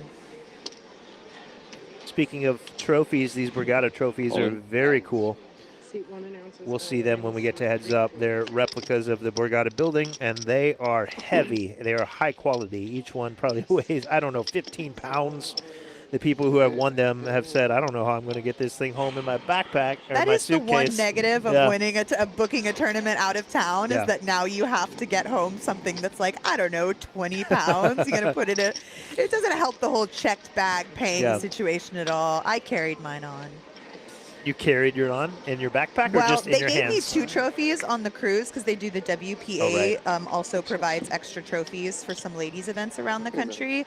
And I kept joking with my friends that I was going to throw one of the trophies overboard because it was too heavy to take both. But I did not. I took both my trophies home. I just imagine you walking on to the plane, just one trophy in one hand, one in another. I Just shouldn't have had walk them in on. the boxes, Yeah. too. You're totally right. I should have just had them loosey-goosey out in my hands. Back to the action.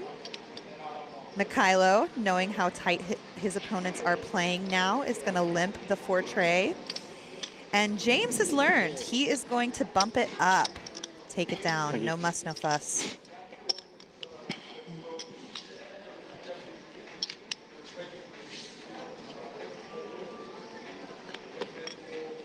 You got too much. Hey, I'm losing it. Sorry.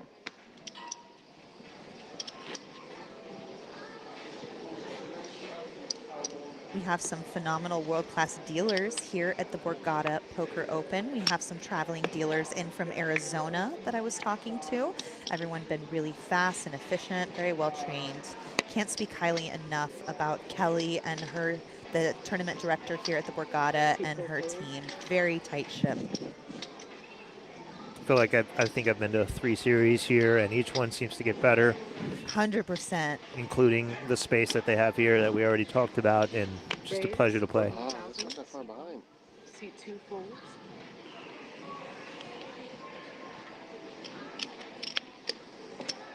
I think Matthew's probably just seeing the pocket 5's hand. Seat 3 He said, oh, I wasn't too far behind. He was ahead. Yeah, pocket pair. We'll see a flop here. Mykhailo keeping the aggression on with the jack deuce of the button, gets called by queen 9 and Jason's big blind, who flops a gut shot.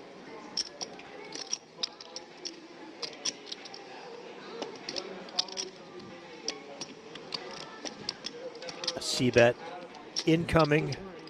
350,000.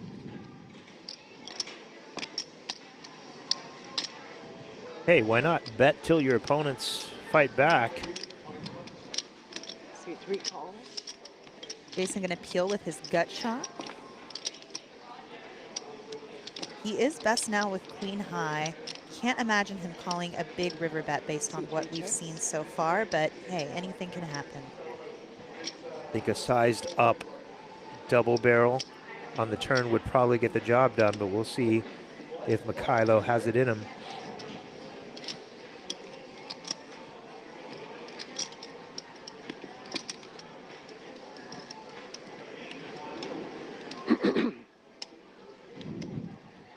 Targeting the weak draws and the 1 pairs. He does assemble a bet. Seat 1 bets, 850,000. And there it is. And Jason beats him out of the pot. All gas, no brakes for Mykhailo, who is just running him over a little bit right now. We'll see when and where any of the other 3 players decide to take their stand. And that was a great thing to see from Mykhailo there, because oftentimes when you are laying on the gas and people are just folding and everything's working out, when you see bet on a king high flop and you get called, people have a tendency to be like, okay, I'm gonna shut it down, because that call means that, oh, he has something, he's fighting back. But good to see him fire that second barrel, identifying the situation, realizing that his opponent probably doesn't have anything too strong. Let's put the pressure on, and now he's up over 10 million chips by pure aggression.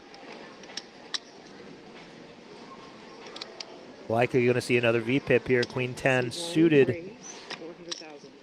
Seat 2 folds. Yes. Seat 3 calls 400,000. Jason called, but we haven't seen his cards yet. 6-7 suited. Is that a hand you want to be calling from the small blind in this formation? I mean, I want to, but it's tough. No, it's hard to realize equity. Unless, of course, you get the perfect flop for it. 6-3-3. 4 checks. Think 3-handed against the blinds on the 6-3-3 board. We might see Mykhailo just check back and see a turn, but we'll see. Thus far, just betting has worked out. So, like I said, do it until it doesn't work. 700. Bet 700,000. This is why 6-7 is tough. One of the best flops you'll ever see for 6-7. You know, of course, not flushes and straights, but yeah, we fought top pair with 6-7-7, and we have no idea where we are. Yep, facing a half pot size bet from Mykhailo, who has not taken a passive action in probably a couple of orbits now. Question is, will we take control of the pot as Jason with a raise? I kind of, you just kind of hate all your options on one of the best flops you'll ever see, which is why it's so tough to play out of position with a hand like this short stacked. Yeah, in cash games, when we are deeper, these suited connectors are sexy little free betting opportunities. But here in tournament, you flop top pair and you're folding to a half pot size bet. So very, very tough spot you get put in when you're going to flat the suited connectors in the small blind. You hear the players start to, be cognizant of what's happening. You just heard one of them, I'm not sure who, say bully, bully, bully, saying that Mykhailo has really ramped up the aggression, accumulating chips left and right. No one else really fighting back. You also score special edition BPO BetMGM swag. Next payout going to be nearly $19,000, looking like that might be Matthew's fate. He's got down to about 12 big blinds four-handed. You take your free spin on the BetMGM promo deal for some extra Voice of Kelly DeSellis, poker room manager in the back, letting us know about the promotions going on in the room right now. Insanely good voice, Miss Kelly, my lord. Jason opens up the ace-queen off. Mykhailo finds a suited queen-5 in the big blind and comes along.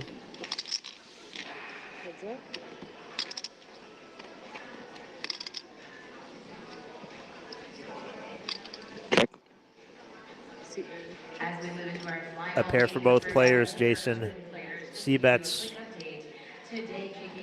Oh, no pair for the queen-5. Apologize. And that means Jason's bet will just take it down. Mykhailo just lost a hand. Oh my gosh, it's possible? It is possible. No one folded top pair to him? Not this time. Top pair, good enough to take it down. There's our updated counts. Mykhailo on top with 10.6 million of the about 24 million in play. We also have our Dealer's Choice event tomorrow at 1:15, plus an 8-game mix on Wednesday. Our 6-pack Deep Stack Championship will kick off the ground on Thursday. That's also an 11:40 buy-in. And if you make it to day 2 of all Mykhailo with a suited, or off-suited gapper, pardon me. Matthew's got the suited jack. He's going to raise over the limp. Almost, I thought about it. Oh, excuse me. I confused their positions. I take it all back. He's opening the button. She read my mind. There's a call from James with a 6-5 off. Very important pot for Matthew. Yeah, there it is. Jack high still best on this king high board. I'd love to see a nice c-bet from Matthew, but he does choose the passive action again. Doesn't hurt him, but will James bluff? No. Oh my gosh, he's gonna take it down with Jack high. These boys checked it down. Very passive play we're seeing four-handed from these guys. I would love to see some more stands, some more aggression. I think a c-bet from Matt right there would have taken it down, gotten him a little bit back into the rhythm, given him some momentum. But he takes it down all the same. Yeah. Gave his opponent every chance to make a pair with his 6-high, but didn't happen. Saturday 1B of the championship. That event will continue through Tuesday. Over the weekend, you can check out the $5,000 Survivor, the 1K knockout bounty, and our first ever $10,000 Oh, there's the hand. Your buy-in to this event is a Looks like we're going to see a walk here for Jason. your complimentary every night stay. Put some card, so card dead right now. We hear Kelly talking about the exciting, it's a new high roller event coming up in a few days. $10,700 buy-in. It gets you access to a tournament, the high roller tournament. It is a 2-day event played in a special upper floor of the Borgata that they set up for you. Has food included, has a 3-night stay at the Borgata included, and a free massage included. Ooh, is that at table or in room? Full body massage? I think it's at table at any time. Okay. A one session with one of our massage therapists here. So if you feel like living the high roller life, you got 10K, just over 10K to put up. You get a tournament, you get food, you get a free stay, you get VIP treatment. So you can actually register for that one early. 2 raises, 450,000. Come down to the Borgata, play a high roller event, be treated like a king. Or queen. Thank you. I prefer to be treated like a king myself. Oh, 90 piece. Couple raise and take it's here.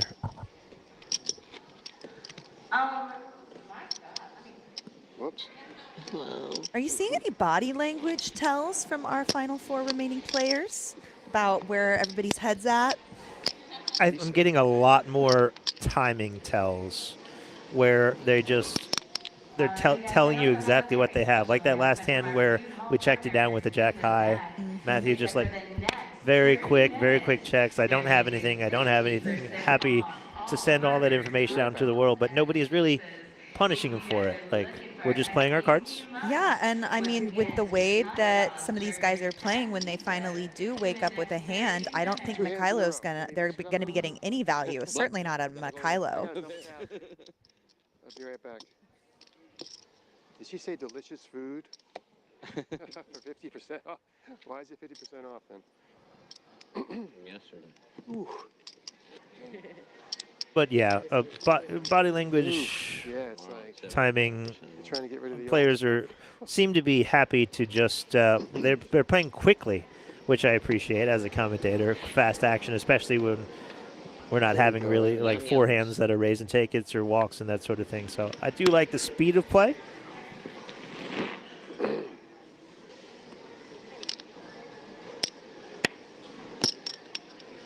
Seat 3 folds. Matthew, our short stack, finds king queen off. Seat 4 raises, 450,000. We'll raise the button off of 12.5 big blinds. 1 and 2. And 5th hand in a row, we don't see a flop. That's kind of what happens sometimes 4-handed. So many times, first person in the pot takes it down.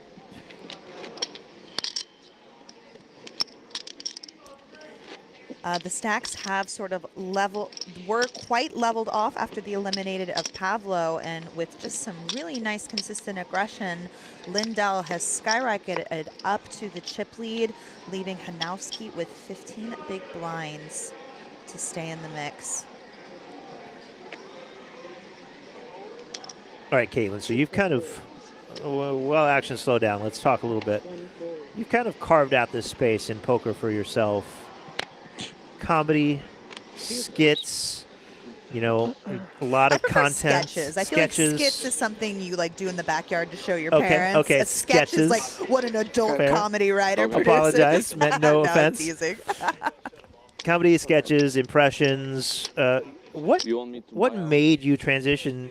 You know, you come from a comedy background, did a lot of performance art back in the day before you got into poker, right? Mm-hmm. What made you transition and take all those talents, those skill sets, that background into the poker world? Your stack's going to get a lot smaller. Well, I was working in the entertainment industry and live performance, touring the country as a stand-up and a burlesque host, and then I went through a bad breakup, and that brought me back to Texas, and then poker was just happened to be legal around that time, and I had always played recreationally on the side as like a little bit of a side hustle, and then all of a sudden when I was like back at home recovering, healing my broken heart, it became this new passion of mine. It was going really well. The games were so super soft back then. I was printing and won 2 games. My life was perfect, and it was a real slam dunk to ride that chassis. What is the phrase? Ride that chassis into the road. Is it? Meanwhile, Okay. we're finally seeing a flop here. Mykhailo with ace high, and Matthew has finally taken a stand with the 8-5 offsuit and not flopped anything. Ace high has a lot of showdown. Could see a bet. Could see a check. I don't think we're going to be seeing much check from Mykhailo. Doesn't seem that way, especially when his opponent's fit or fold seem to be their play style. This is not much of a fit, so. Matthew seems to have the gears turning. I would love for him to just take a crazy stand here. I think it would work. Interesting. Maybe not. I don't know. I'm just rooting for these boys to find a little aggression deep down.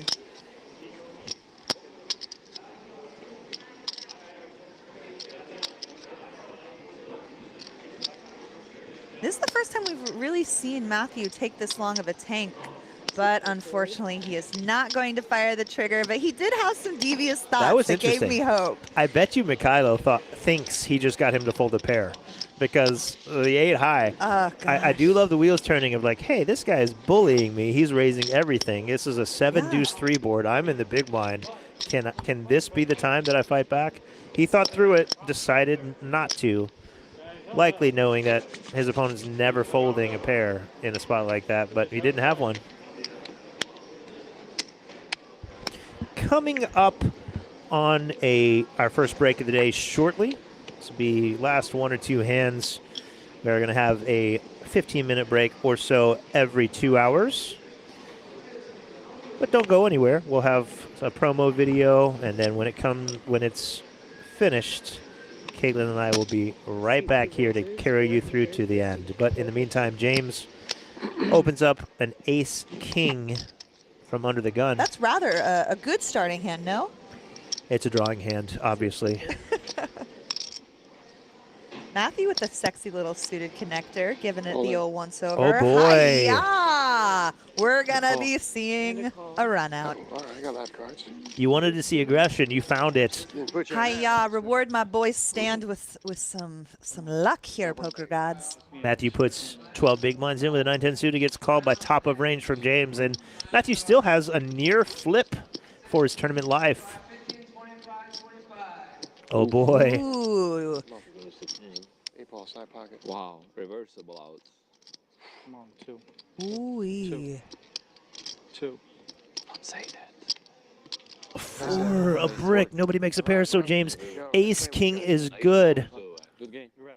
And we have our next elimination. Congratulations to Matthew, who's taking home nearly $20,000 plus his bounties for his monster run here in the Mirror Mystery Bounty. Congratulations to him. And now we are at our final podium. Our top 3 players are playing for $28,000, $41,000, and $60,000 up top. And now, how are the chip stacks? Right on cue. Still stacking my chips. Mykhailo's in the lead with just over 10 million. James Scoppa has 8.86, and Thank you, Jason Pardy with just over 5 million. There's our top 3. We are heading on a break. We'll have a little bit of work here for our floor people, coloring up some chips. What a move, though. I was not expecting that from There you get from Jason, not expecting that from him because he had been playing fairly tight, kind of not really taking any spots, and then, you know, I like it if you're going to play the hand. Like you said earlier, those suited connectors out of position don't really play so good. So take the aggressive stance. Unfortunately, he finally found it. Unfortunately, just really poor timing. Ran into it and still had a flip to find a double. So not the worst. Yeah, that's really interesting in tournament poker is when you have 2 unpaired hands. A lot of times the equities are a lot closer than you think, and it is a bit of a race. Yeah. Well, all right. all right, we are heading on a break, like we said, 15 minutes. Hang with us. Don't go anywhere. Caitlin and I will be right back. Thank you.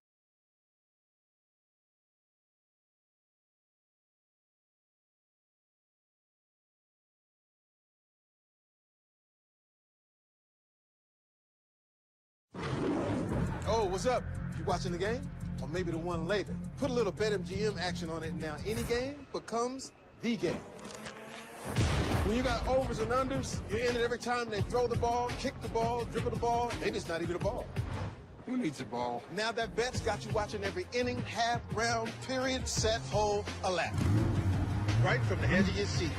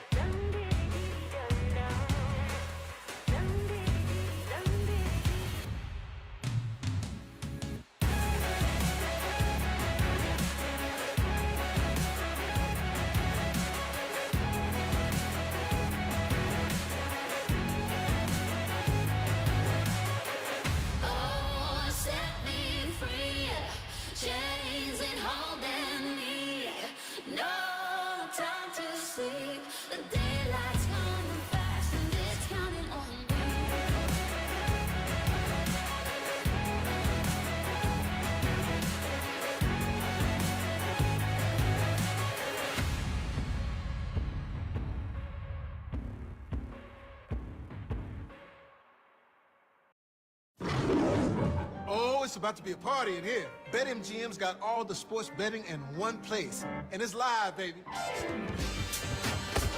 Ooh, we're placing money lines in real time.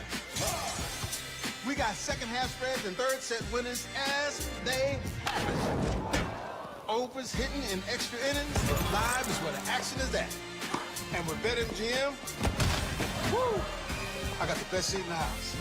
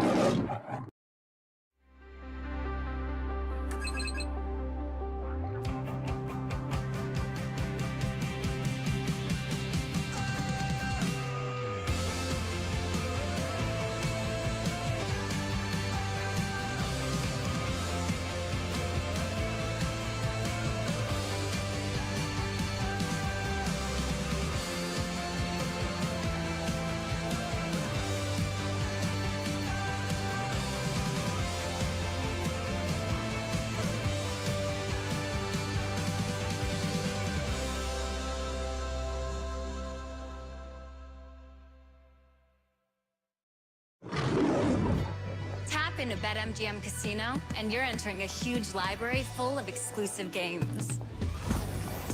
Games you won't find anywhere else. Looking for jackpots? Right this way. You'll always find someone ready to give you a hand. Or some dice. Your favorite game is waiting for you. On America's #1 online casino. Oh, what's up? You watching the game? Or maybe the one later. Put a little BetMGM action on it, and now any game becomes the game. When you got overs and unders, you're in it every time they throw the ball, kick the ball, dribble the ball, maybe it's not even a ball. Who needs a ball? Now that bet's got you watching every inning, half, round, period, set, hole, a lap. Right from the edge of your seat. Woo!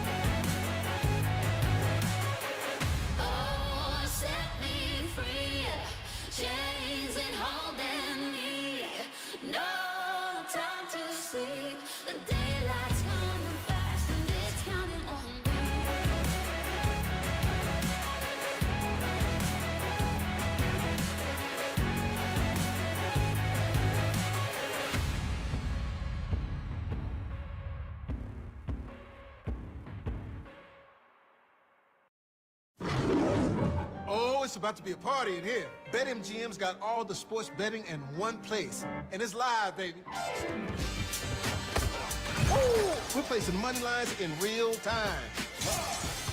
We got second half spreads and third set winners as they happen. Overs hitting in extra innings. Live is where the action is at.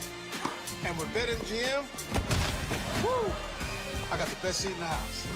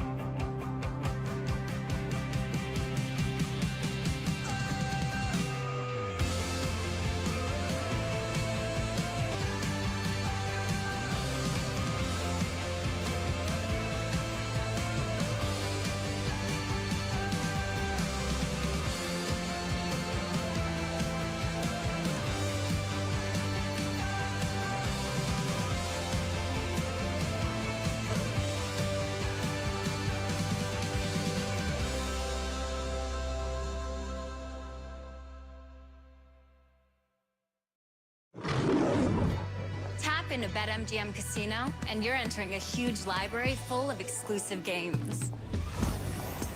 Games you won't find anywhere else. Looking for jackpots? Right this way. You'll always find someone ready to give you a hand. Or some dice. Your favorite game is waiting for you. On America's #1 online casino. Oh, what's up? You watching the game? Or maybe the one later. Put a little BetMGM action on it now. Any game becomes the game. When you got overs and unders, you're in it every time they throw the ball, kick the ball, dribble the ball. Maybe it's not even a ball. Who needs a ball? Now that bet's got you watching every inning, half, round, period, set, hole, a lap. Right from the edge of your seat. Woo!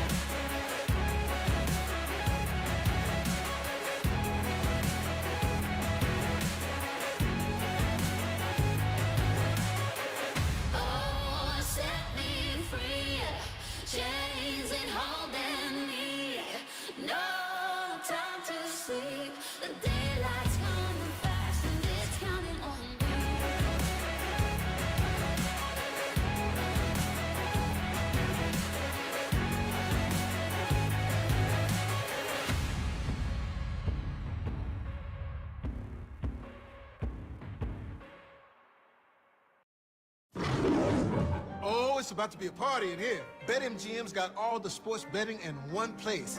And it's live, baby. Ooh, we're placing money lines in real time.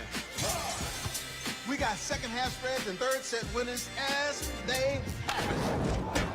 Overs hitting in extra innings. Live is where the action is at. And with BetMGM, woo, I got the best seat in the house.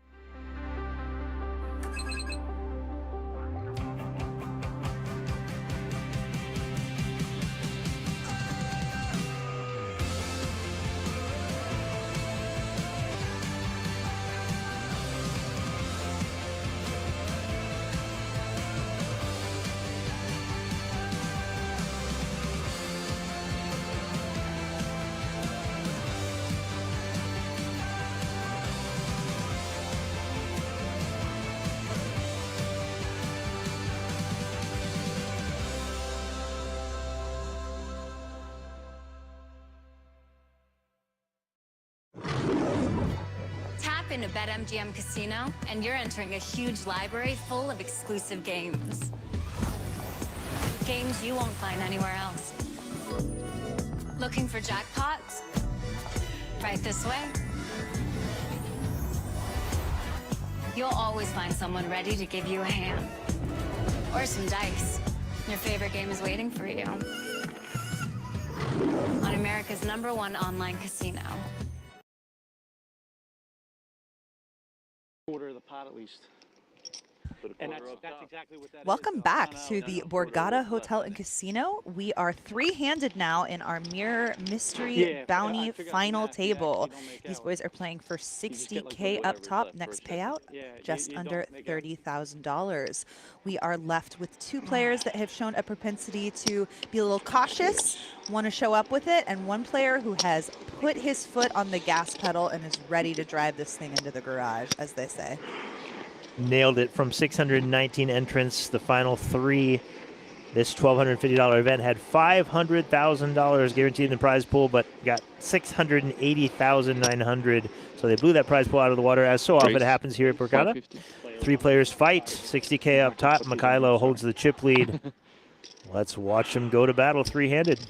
He's raising up the Robbie. This isn't the Robbie perfect, which of course would be Jack of clubs, 4 of hearts. Yeah, it is the mirror mystery bounty, so it's appropriate that this is reflected in reverse. I don't know. I'm reaching here. We're trying. We're trying. The Jack 4 is dominating the 4-8 that calls into big blind, but James does have hearts, and both players flop nothing. However, James has a gut shot. Double gutter, actually. Any 5, any 9. Now these guys have been just come back for a 15-minute break. They have their friends that are watching the stream, giving them a little inside info. Maybe these are going to be the spots where we start seeing these two fight back against Mykhailo's aggression. And just on cue, James going to raise up his gutter. I'm loving it, James. Take control of the pot. Get your opponent to fold all his air. That are usually better hands. Supremacy. Wife guy supremacy. Guy supremacy. James raises up his double gutter. Mykhailo holds nothing. Let's go, baby! Does a little posturing and lets it go. Silver Fox, let's go. With the blinds as big as they are, that quickly the chip lead changes hands. One pot. James has exactly 10 million. and takes the lead. Blinds are 150K, 250K. 40 bigs for the leader, 21 bigs for the short stack. Lots of play now available to us with these stack sizes. All in doesn't have to be the button that you click pre-flop. We'll see some more flops. We'll see some more post-flop play. Should be a little more interesting as we look to close this one out. Three-handed, both these hands, very strong. Mykhailo looks down at pocket sevens on the button. This is going to be a true test on if James wants to really fight back with a hand like King 10 out of the small blind.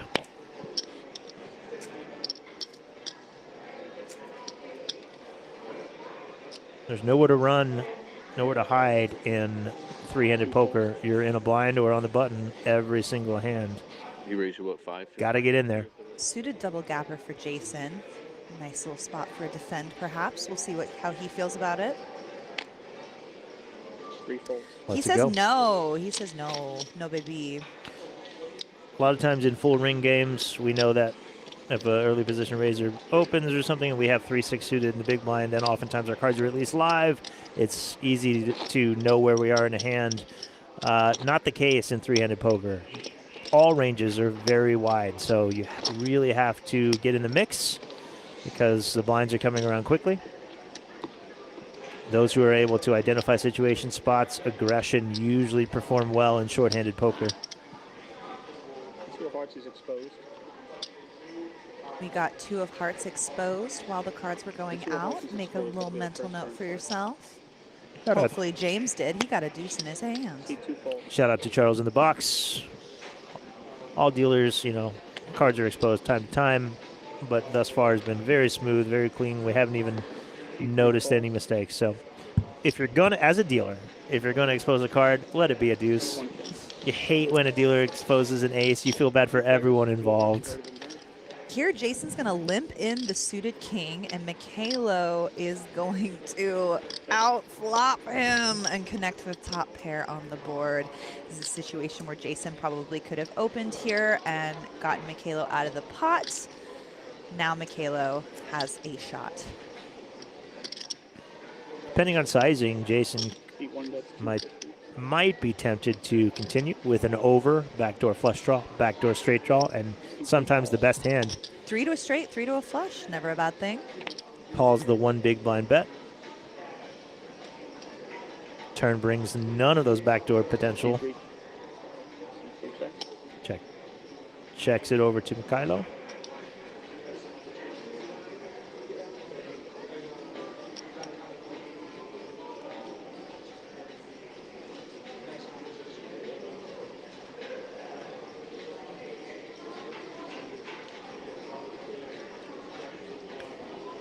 Trying to decide whether to bet. If so, the sizing chooses 600K, half pot bet.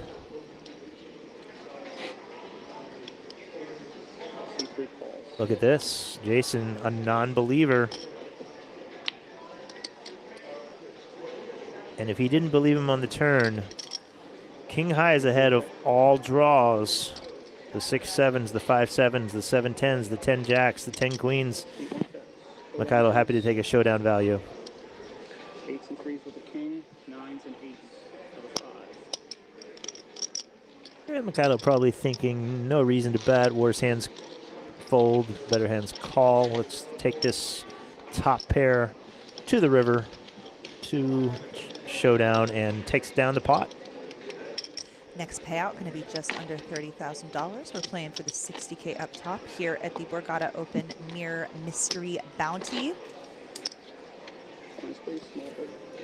Have you gone out into Atlantic City, explored anything since you've been here, or just stayed within the walls of Borgata, Caitlin? I stayed inside the confines of the windowless rooms of the casino where I feel most safe. As a professional lady poker player, when our skin gets too much direct sunlight, we do melt like a witch in a fairy tale, unfortunately. So I do my best to keep safe. Okay.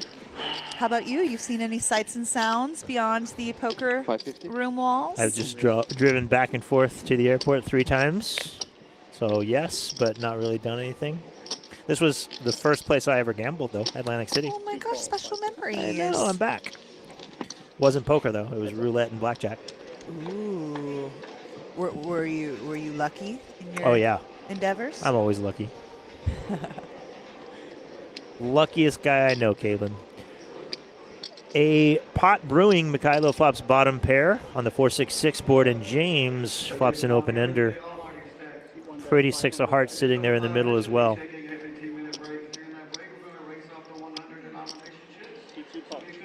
Betting a call.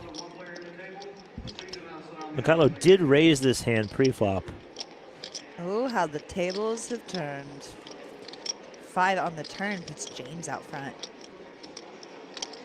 Not a card Mykhailo wanted to see, as all the draws either come in or make a pair.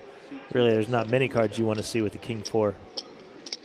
700 this one. Sorry, guys. Losing it. Thank you. 700. Keep on call. Bottom pair slightly too strong to let go yet. I don't think either player will like this card. Likely heading to a showdown unless they choose to get frisky. C2 check shows his card. It will go check, check, and the 5 will take it down.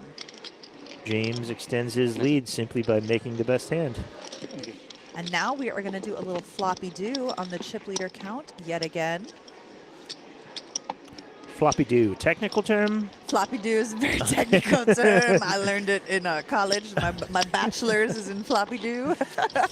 Floppy do enacted. Scoppa back on top where he started the day. Pardy just hasn't played a hand since we came back from break, and all of a sudden he's down to 14 bigs. We're putting 650K in the pot every orbit. 150. Getting pricey. Yep, 14 and a half. All she wrote.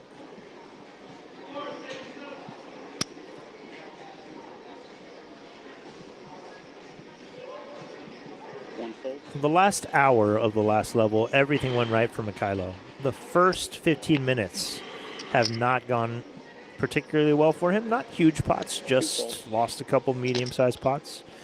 We'll see if that gets at his attitude, if he keeps up the aggression, or if he becomes, if he takes his foot off the gas just a little bit, be like, I don't want to just torch chips right now. Well, he folded the queen deuce on the button. I think Mykhailo from 45 minutes ago probably would have opened there. 100%.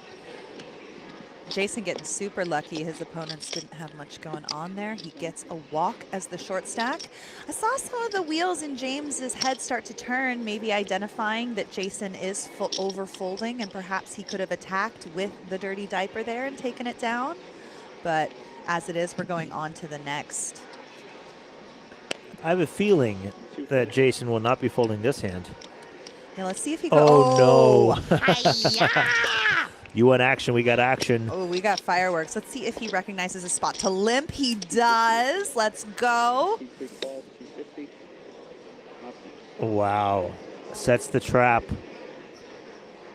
You think Mykhailo's just going to stuff it in his face, going to give him a little click? I think we're seeing a raise to 700K.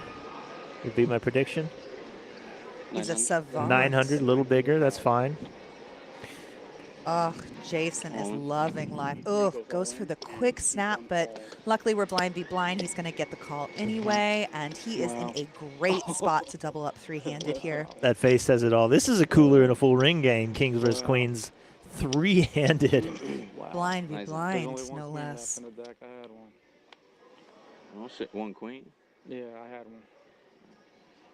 Ooh, James letting You said one king. Mykhailo know he folded one of the available queens, the queen of clubs. Our outs there does show that. The queen of hearts, one time on the river, does not do it to you, Jason. You get the double. And just like that, Mykhailo has become our shortest stack at three-handed play remaining. But if what we've seen approaching this point is going to tell us anything, I don't think he's going to be staying in that position for very long. I don't think he's afraid to put it in when he needs to.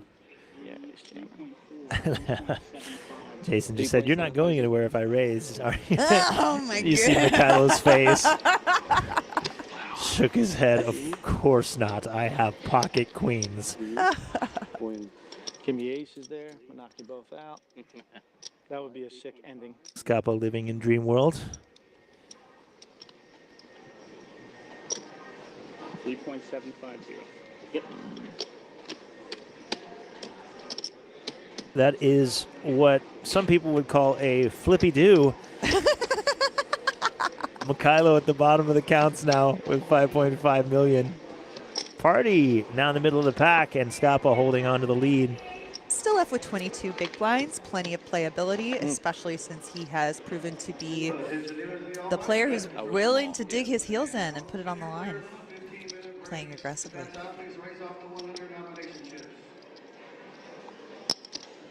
Oftentimes, hands like that, obviously, they play themselves, all the chips get in the middle, yada, yada, yada. But the key is Mykhailo played very aggressively, very good for the last hour, built up a stack. He can survive a cooler like that when it happens. Because he won the small ones that came before, Exactly. absolutely, Teach. Because those big hands are going to happen. They happen to everybody. Every tournament player runs queens into kings, kings into aces, ace-king into queens, loses the flip, that sort of thing. What you do in every other hand before that is what matters.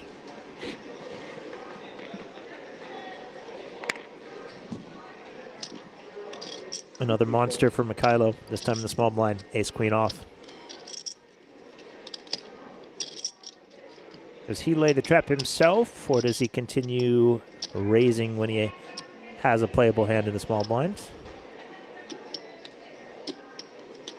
550. Option B. That should get it done.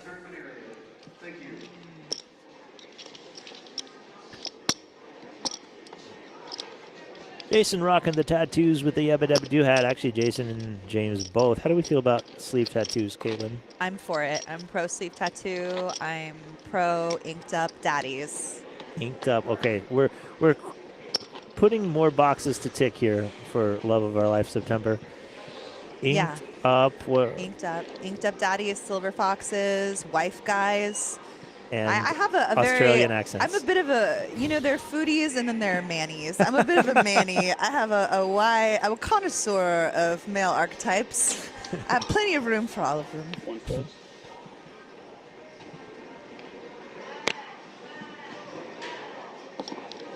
2 calls.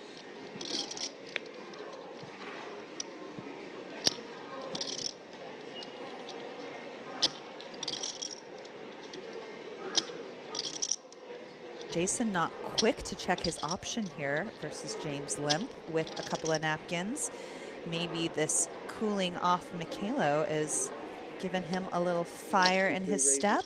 And it is. He is going to raise up the trash. Let's go, Inked Up Daddy. And that will get it Thought he was done. setting me up like last time. Let's go. Now we got rhythm. Now we got momentum. Anybody's game.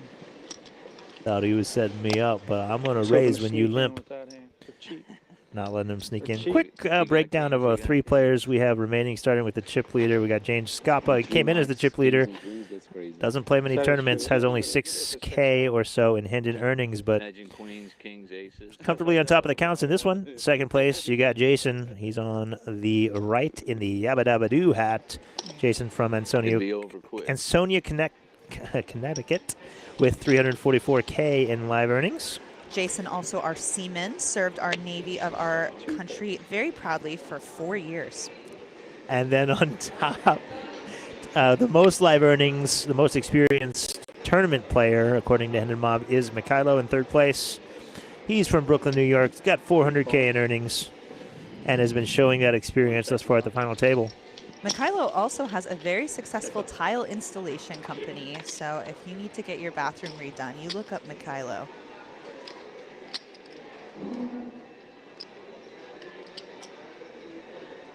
Check. C3 check. C1 check. Brick flop. Brick turn.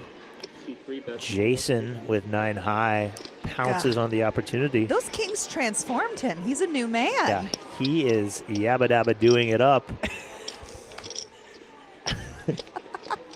Stepping on the gas, or I guess just pedaling his Fred Flintstone vehicle forward here. And his timing has been immaculate. Just absolutely going up against perfect fold hands from his opponents. Let's go, Jason. Twinkle Toes takes one down.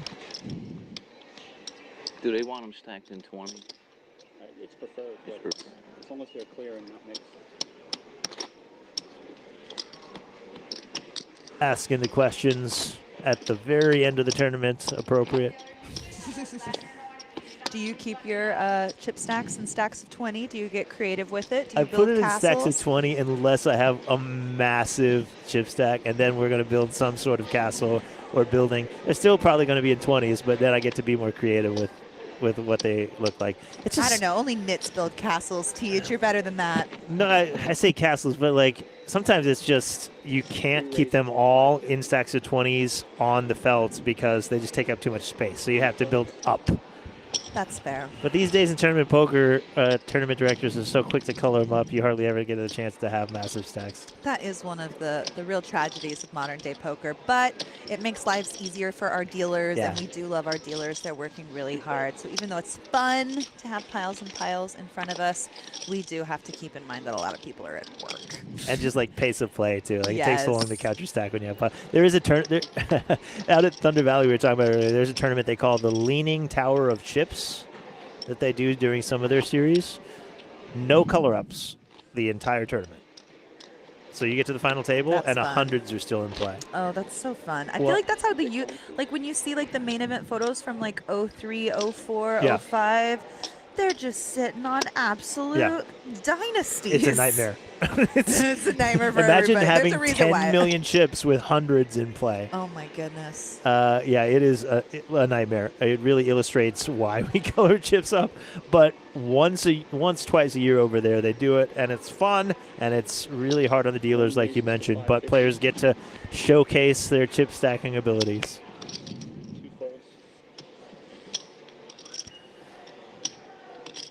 Mykhailo, our newly created short stack, opens up the ace-9. We'll see exactly how much of a new person Jason is with a 3-5 off. Does he want to take it to war? Nah, too bad. Let's it go. Impeccable timing. Jason's one with the universe right now. I think he wished on the right star. He prayed to the right god, and I like where this is going for Jason. Easy call. I had 10s. I didn't want to. We hear our first lie at the table. Ooh, I love a liar. Also singing some karaoke. I tell you what, sometimes this is what happens when you fold top pair, y'all. You get aces and kings three-handed. James opens up the king 10 off from the button. And Jason just looks at American Airlines. I can't tell you what he's got, but you can take a look at it. Oh, Charles, such a sweetie pie. I can't tell you what he has, but you can take a look. You can use your little eyeballs. Without that. Sometimes if you're playing with a very serious tournament player, he'll just tell you to the penny. It's a gentleman's game. Based on what we saw from Jason, he might choose to slow play this, or he might raise it up. C3 is going to raise to 1.45. Unfold. Does choose to bet. Would be happy to get some action.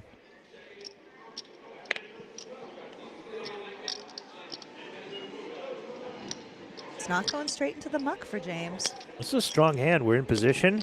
It's less than a 3x raise. It probably is Jason's first 3-bet of the day. And he's going to reinforce what the other players probably assumed. Thought that was going to be the hand. I was in big trouble. James lets it go, and all of a sudden, now it's Jason on top of the count. So we've been back from break for half an hour. We've had 3 different chip leaders. Now it's Jason's turn for the first time. Sits on top with 39 bigs, 38 for James, 22 for Mykhailo.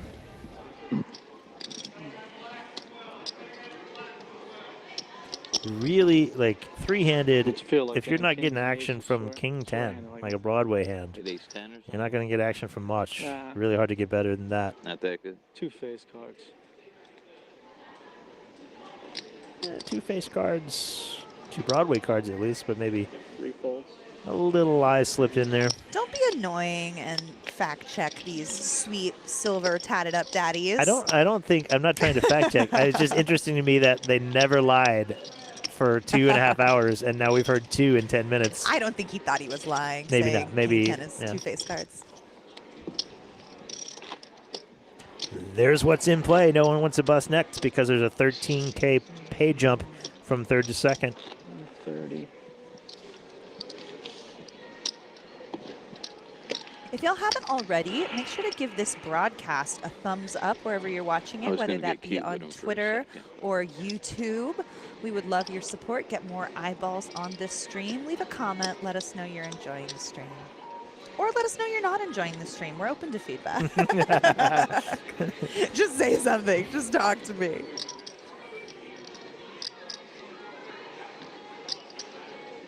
$550. Each one raises to 550. A raise for Mykhailo with ace-jack off. Jason again looks down at 3-5 off in the big blind.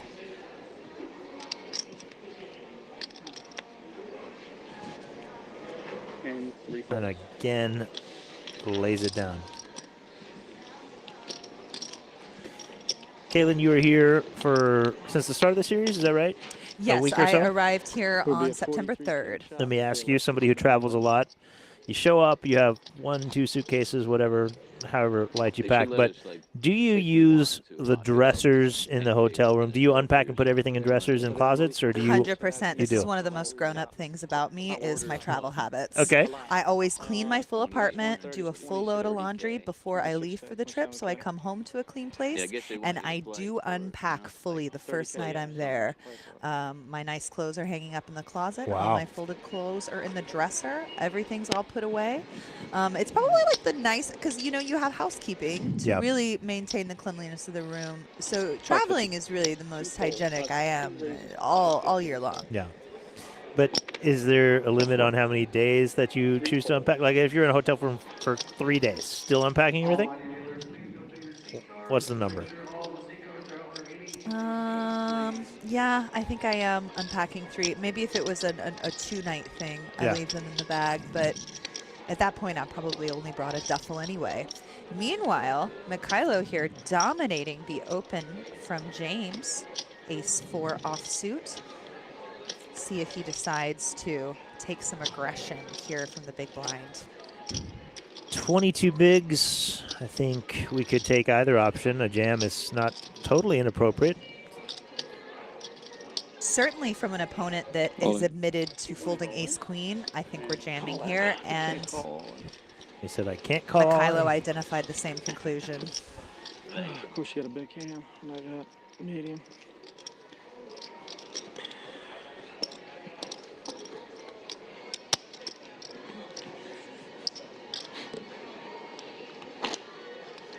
Sammy in the chat says she is not an unpacker. She's afraid to leave something behind in the drawers. So That's always best the fear. defense is to leave them in the suitcase. That's always the worry. I double check before I leave, but as soon as that door shuts, I just assume I left something somewhere. Well, I got my head on a swivel. I had an amazing moment here the last break. I was washing my hands and one of my rings slipped off in the drying process. I identified it about 30 steps outside of the bathroom, returned to the trash can, found my ring in the trash can. I only had to have a heart attack for about 2 minutes. Dug through the trash can, or was it just sitting on top there? I got lucky in that it was a bathroom trash can that only had hand drying towels in it. And no one had thrown anything nasty or whatever. So I just re-washed my hands, reset the clock. Just kidding. I still have garbage hands. Oh, God. And then I touched him. Trash panda. I'm not like other girls. I'm worse. Happy you found your ring. Those don't usually come back to us.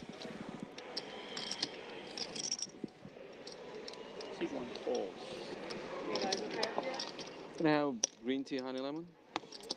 These other guys are not going to let Mykhailo see free flops with his garbage. I have whatever. Starting to take a stand. I'm good. No, thank you.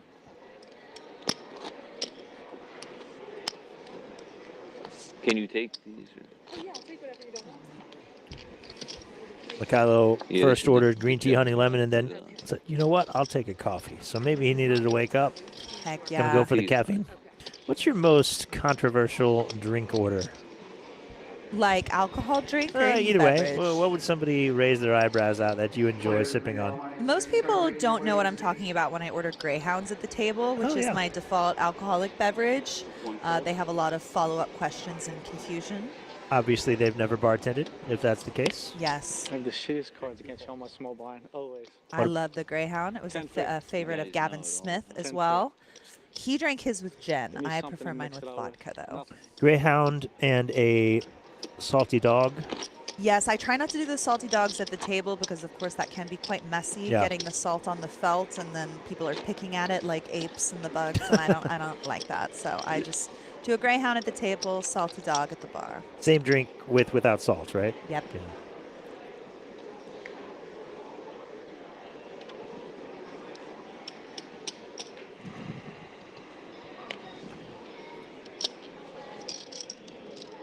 On Jason's Yabba Dabba Doo hat, he's got the sticker still on there. There's a heated debate with Alan Kessler last week about whether it's appropriate to leave the sticker on the hat. Alan Kessler obviously on the forefront of style, but it's kind of 50-50, the poll that he took. I don't know what the cool kids are doing these days.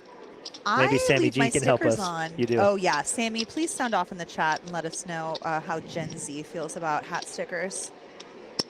Two playable hands. James raises the king jack off. It gets called by an ace-7 from Mykhailo. Maybe a little under-repped, but it's James who flops best on jack 9-4. Mykhailo holds the ace of diamonds for the backdoor nut flush. Might be tempted to stick around, might be tempted to represent some flushes. Should another diamond come in? All these things going into his thought process as he chooses to continue. One call, 700.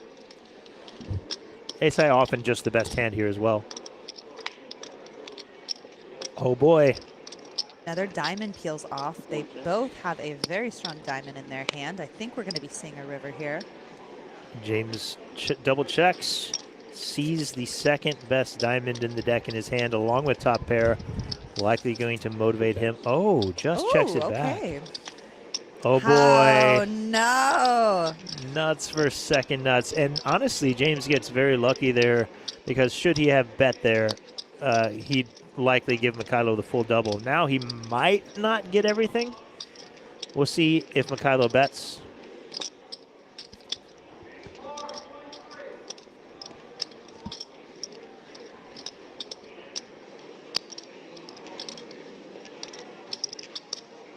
James thus far has been the kind to assume the opponent has the best possible hand whenever his opponent bets. So he may just call this. I can definitely see, based on what we've played or what we've seen so far, him There it is. snapping him off. Yeah, no raise. Like we said, a just call. Sick. All of a sudden, Mykhailo's back on top. Hi, yeah, we only knew it was going to be a matter of time with the way Mykhailo has been playing versus sort of the passivity we've seen out of the other two players. Very logical that this has happened, and now we're back to fairly even stacks. Sick. A cooler took all of Mykhailo's chips, queens versus kings, and a cooler gets them back to him. Nuts first, second, nut flush.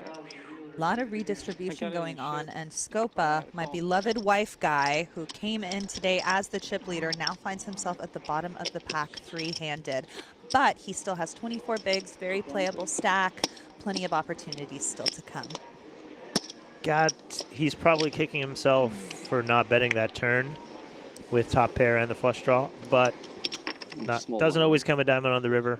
And when it doesn't, your opponent might bluff and you just get more chips, and there's an alternate universe where it worked out perfectly. This isn't that world, and now he's short stacked. Killer run out. Killer run out. If we were playing a 2-5 cash game somewhere after the hand was over, I bet James goes, if I shove turn, you fold. 550? One raises to 550. Mykhailo back on top and back on the aggression. But James happy to take a call with queen jack off.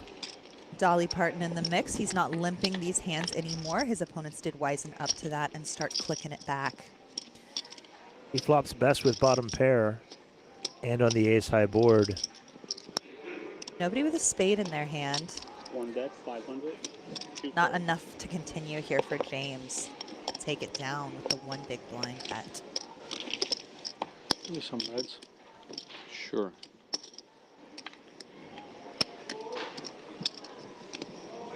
We're still at the 250 big blind level. The blinds will be going up here in just a little bit to 150, 300,000. You talked about body language earlier. You can just feel the air out of James's body. Fully deflated, upset, bemoaning that hand. Need to turn it around and lock in here. There's still poker to be played.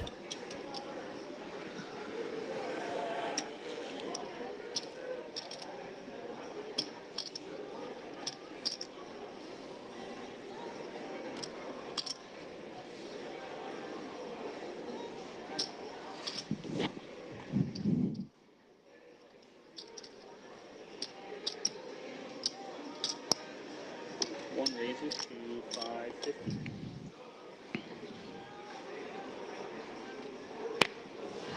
Two folds.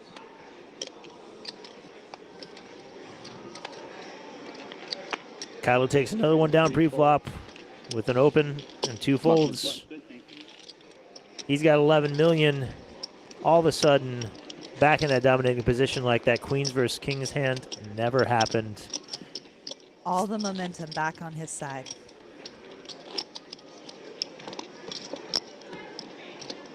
How was your journey to the winner's position? You said you were very lucky. Were you a dominating chip leader for the entirety of your final table where you took down in Northern California? Yeah, I was. I came into the final table with about 40 to 50%, I think like 40% of the chips in play, something like that. Quickly got involved with in a big hand with somebody else who had a pile of chips. And then when I probably had 60, 70% of the chips in play, seven-handed, and was just able to raise everything. And anytime players fought back, I just had it. I really won almost every big pot that I played on that final table. But it helps when you just have all the chips. Like you're not really scared of anything. Yeah. Mm-hmm. You got an insurance policy of more chips. Yeah, if they call me, good luck. And when they did, I won. So it was easy. It was. Here we have Jason limping the pair. He's got a couple of sailboats. Mykhailo going to pump it up. Jason going to see a flop with him as a slight dog on the hand. Looking for a 4. Doesn't find it, but still has the best hand. 2 overs and out of position. Mykhailo sees the jack of clubs there, a very pretty card to have when you're holding king 10 of clubs, but he will check back.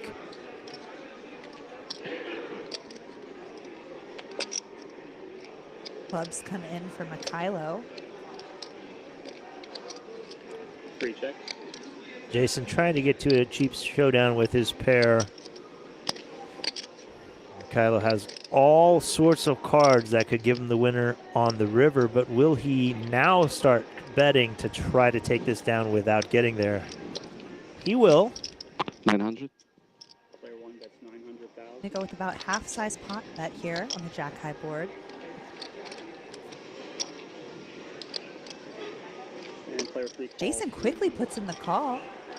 After the check on the flop from Mykhailo, non-believer, appropriately so, but this is one of them. Gives Mykhailo the best hand. Also, one of the cards Jason probably hated to see in his head. He was probably saying no ace, no king, no queen. No ace, no king, no queen. And a king hits the river. Gonna give him the verbal check. Maybe try to give a little intimidation.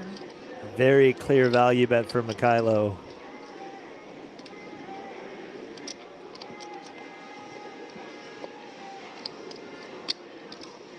He has clubs, so unlikely his opponent had a club draw. Trying to get some value from one of the pairs below a king. 15 bigs in the middle right now.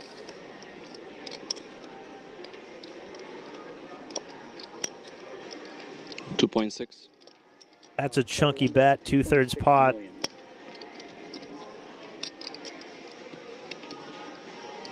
Of course, there are 2 flush draws on the board that missed. Maybe Jason wants to put his cape on and go to work, take a stand here.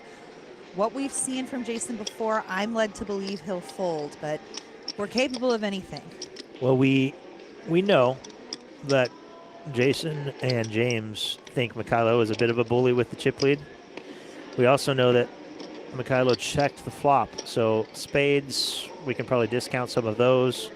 So when he bets the turn, we have club draws, we have straight draws, the 6-7s, the 9-10s, the 7-9s, the 4-6s, the ace-deuces, the ace-4s. All of those hands have bricked. So really, Mykhailo's saying, I have a king or nothing.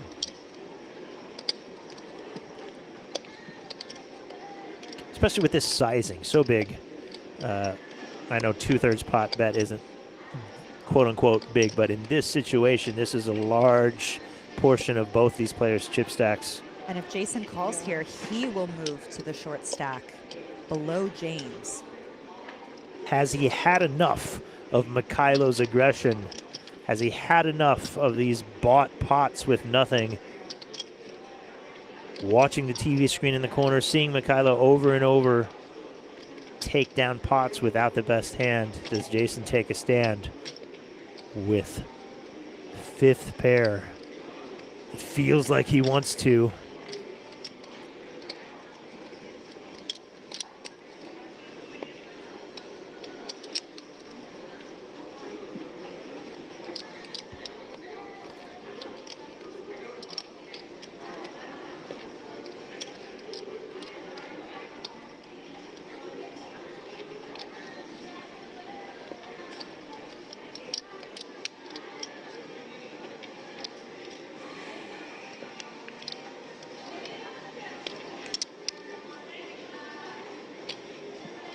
Deep in the tank, Mykhailo giving nothing away. Jason trying to put the pieces together.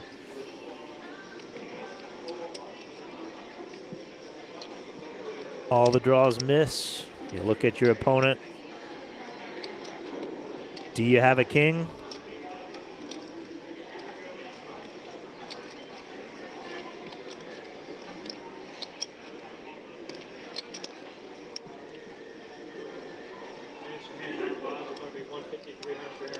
This is where Mykhailo's image might get him paid. I guarantee you, if this was James making this bet, Jason would have folded a long time ago. I think that's fair. It's Mykhailo. He Hi-ya. does make the call. We have a pair of keys. Mykhailo just bursting at the seams. So excited to be paid here. Now he has over half of the chips in play. A big hit for Jason, who falls to our short stack. Gotta love the heart, going with his read, putting it in because he thought his opponent was capable of bluffing, and he probably is. That time, though, he made top pair and got paid.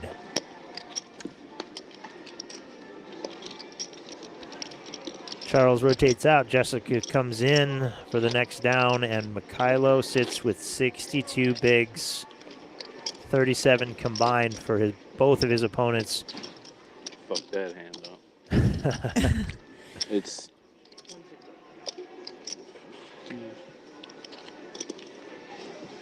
I don't know. I don't think you should be too hard on yourself, Jason. I think you identified that there were a lot of bricked draws on the board. As TJ was saying, he certainly does show up there with bluffs a lot. Made a really good call on the turn when you had the best hand and went with your gut on the river.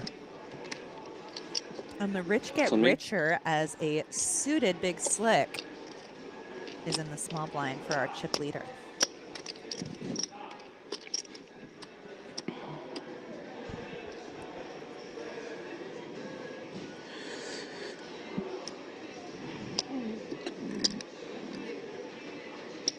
Okay.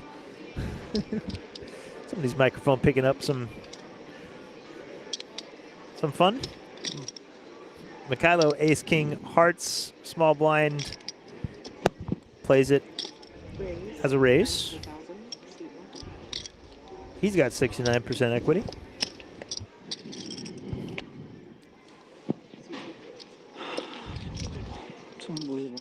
think we're getting Some the huffing mic and from puffing from Jason. from Jason, who just cannot massive believe that flop. last hand cost him that many chips. There's our payouts. Like we said earlier, if you're just joining us recently, this is a bounty tournament, but all the bounties have already been spoken for before final table play today. Pretty much all the big ones were gone, so the players decided to just chop them up among each other and just treat the rest of this as a regular tournament. So that's why we haven't been having bounty pools after eliminations. The money you see in front of you, 28K, 48K, and 60K, are the payouts left. Now it's Jason's turn for a premium, who finds pocket queens in the small blind.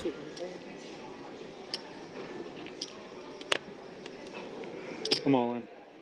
See 2 ounces, all in. How Goes frustrated? For the open jam with the queens. How frustrated is Jason? Oof. Would have loved to feel the see king. maybe a little bit of a trap there. Three-handed with the premium, 2 short stacks. Second one was ace, so it didn't match. Quite ambitious to hope to get called off there by worse.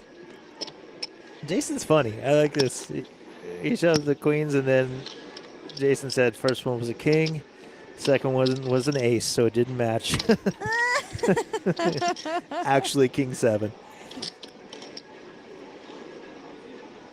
And Jason's not looking at no charts. He don't care.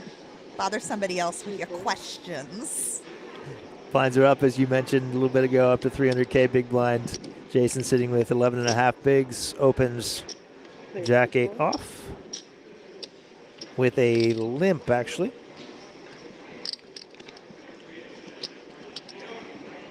And Mykhailo again. Very strong hands. All in.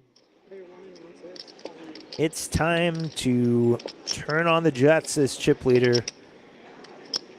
You guys want to call me? Good luck. You're risking $18,000 pay jump.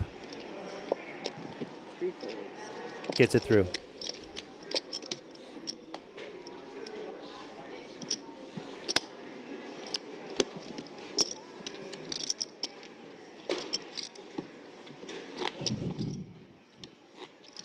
Mykhailo showing how valuable it is to not panic when bad things happen at the poker table. Your ultimate cooler couldn't do anything, lost a ton of chips, was short stack, and now, look at him now. Didn't panic, played his game, let the cards come his way. Yeah, and the good blessings keep on coming. Couple of ones in the hole for Mykhailo. Wow. I can imagine him getting a little tricky with a limp here. Indeed, well called. James checks it back. Does not want to make a pair. Oh, that he was looking for. He has flopped the nuts versus an opponent trapping with an overpair. Of course, when you trap with an overpair, this is not an optimal flop, but he's definitely going to bet out at it. The trapper has become the trappy. Yes. James just calls. James knows how to just call with the nuts, and the nuts just got slightly nuttier with a 10 on the board, not changing much. This board is connected, and James can have any 2 cards just checking behind in the big blind. Slightly scary Mykhailo with 2.5 to 1 stack to pot ratio. If all the chips get in, you oftentimes do not have the best hand. So how does he prioritize value over getting to showdown? Player 1 bet, 750,000. Now James has to decide what's the best way for me to get the full double. Is it raising now, or is it continuing to just hit the call button? Putting on a little show, a little acting here. I love to see it. You kind of have to identify your own image in the other players' heads. Like James has been hesitant to put it in unless he's had the goods. Just calling with the second nuts a bit ago. I like it. Yeah, we're getting full value. Now he's hoping for a deuce. He winds up with the straight to the jack. if I'm in Mykhailo's position, Come on, I man. am checking. And I think when I see James go all in, the aces are just a bluff catcher now. 100%. And we haven't seen James truly bluff once at this final table, have we? With the Even coming exception in as of the chip some leader. like pre-flop moves, definitely not post-flop. So with what we know, fairly comfortable fold for Mykhailo, but I don't know. Sometimes it's hard to fold aces, no matter if you're the best player Yeah, at the it's table or only not. because of this player type.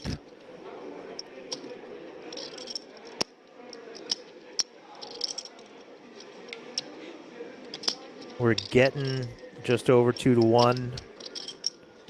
Our opponent has not shown that he's willing to put it in with a weak hand or bluff, especially this snap all in once it's checked two. We laid the trap, but here on the river, aces are just a bluff catcher. Well done, Mykhailo. Show it. And James shows the flopped nuts. James isn't a secret keeper, y'all. I'm not gossiping with James. 29. My goodness. You will see what I had. I was hoping you had these two pair. 100% calling. 29 was probably a shove. Is Jason claiming to have folded the nutter butters here? He is. 29? Well, he said I don't even remember if that was truthful or a lie. I can't remember either, but even if it was a shove, it wasn't getting through the pocket aces, and then he would have doubled through Mykhailo. All things considered, lost near minimum there, Mykhailo. Bet small on flop in turn and folded the river, so could have been much worse. That half pot, I believe. On the river? No, on flop. On flop, yeah.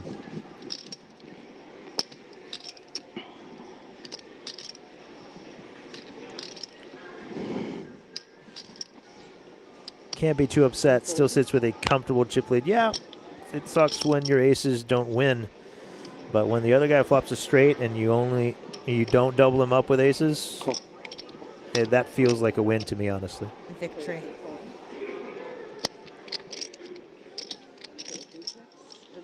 Jason gonna check his option, and the two shorter stacks are going to go to the flop. Jason sits with 11 blinds at the start of the hand as the big blind, 9 behind. Jason flopped a pair and just checked it back. Maybe opening the window for James. Quick check yet again. 6. Hi-ya. So often these two just check it down. I don't mind the check once you get to the river. You know, better hands are calling, worse hands are folding sort of thing. But very often in these blind versus blind limped pot battles between these two in particularly, we're just checking it down. And, you know, it's worked out for James so far, just continuing to just take the free pots. Jack high earlier, third pair here. I believe that was Matt with the jack high hand. Oh, you're right. Earlier, yes. But yes, the person basically on James's left is really just getting to see all 5 cards pretty easily.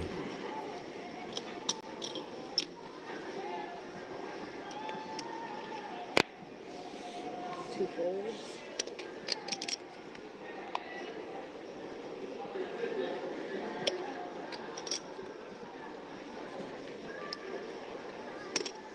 Three calls.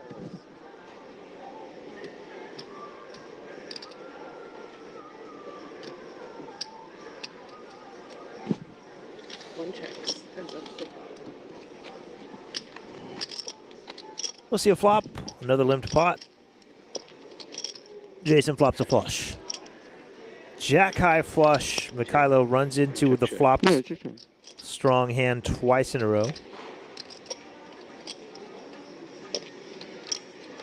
Mykhailo, unfortunately for him, does turn a pair. 3 bets. 650,000. Really big bet here on the turn, probing for about 3/4 pot.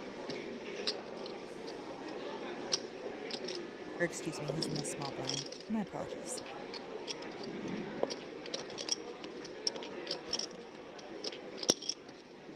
Mykhailo with his turned pair. pair comes along.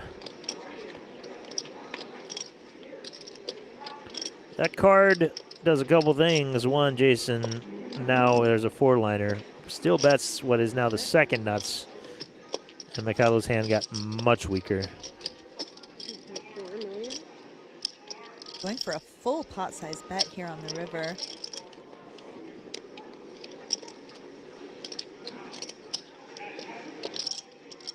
Trying to get called by exactly like 10 of clubs, 9 of clubs. Maybe 2 pair. When we overbet the pot on a 4-liner to a flush, I think Yeah. 2 pairs become. Maybe folding. Yeah, might be folding. So that said, when our opponent calls the turn, sometimes they are just holding a single club. The queen, kinda didn't like And the queen. again, we are showing our value. He tells you exactly what he's thinking. I kind of liked it. I kind of didn't like it, but it didn't stop me from liking it enough to overbet the pot. There's our updated standings. Mykhailo is still comfortably in the top, but lost a couple small pots there. No flush. It could have been much bigger. Nope. Pair.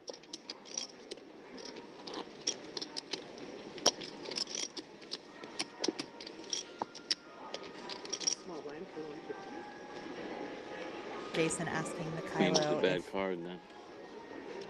he had a club in his hand. Mykhailo says nope.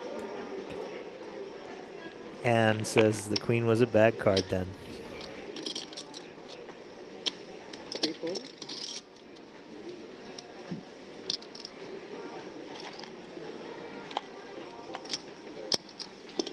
One raises 650,000.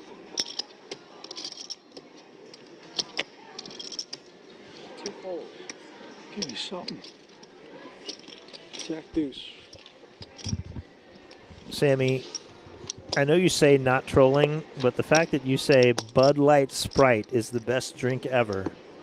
This is coming from a woman whose favorite beverage is Blue Powerade. I just want to put that as You a guys wanna see if they go qualifier. to 2-hour levels? Blue Powerade has to be better What? than Bud Light They'll go to Sprite. 2-hour It has levels. to be, but I just want to say she's not the most refined palate. What? She's not What? a Pinot Grigio girl What? over here.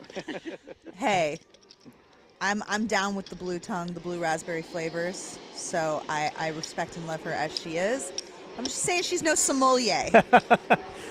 She might be. There are, the crossover of people who drink Bud Light Sprite and are sommeliers are probably not very big. It's a But if small Venn anyone might diagram, do it, little it's sliver. Sammy. Speaking of interesting things, I bought these super sour. Super sour. All right, you're on, Sammy. 650,000. See 2 fold. Super sour candies, if I can find them. Do you like sour things? I love sour things. Almost as much as I love wife guys. Really got to hit that F Yes. hard so no one makes any incorrect assumptions.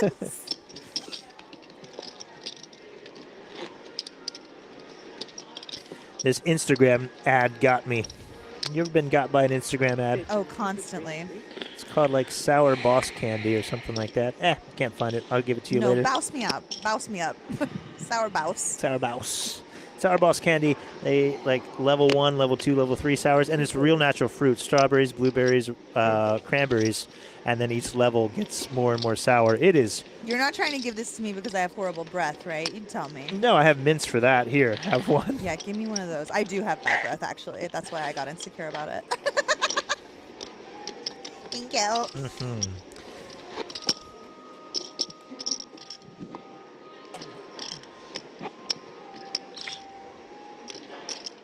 Three players continue to battle on. Mykhailo back on top.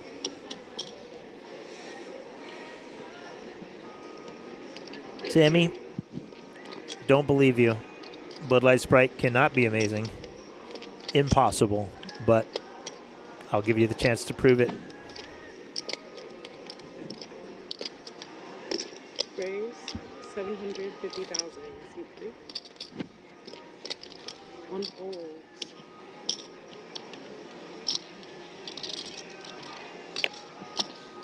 $2.5x sizing from Jason on the button takes it down.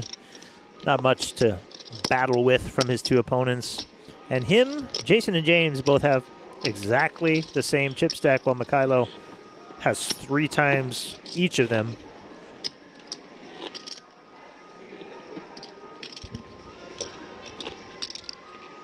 Pretty quiet coming back 3-handed now. These guys They're locked drudging in. on. They're trying to figure out how we can shake some more coconuts out of that money tree. Money trees. I hate myself. Safest place for shade. Please don't give me microphones anymore. I can't handle the responsibility. I enjoy it. This is great. What did I say earlier? Floppy doo? Floppy doo. I'm using that from now on. It's the old floppy doo. Yep. Seat 1. Kylo suited 7-5. We'll open it up to 650. Ooh, Queen Jack suited. Nice little sexual situation. What are you doing with Queen Jack suited here? You I bumping it up? am ripping this in Mikhailo's face. I am too, but I don't think Jason has done anything today to lead us to believe that's how he plays this spot. I think we're going to a flop. 14 big blinds. Let's see a flop. It does play well post.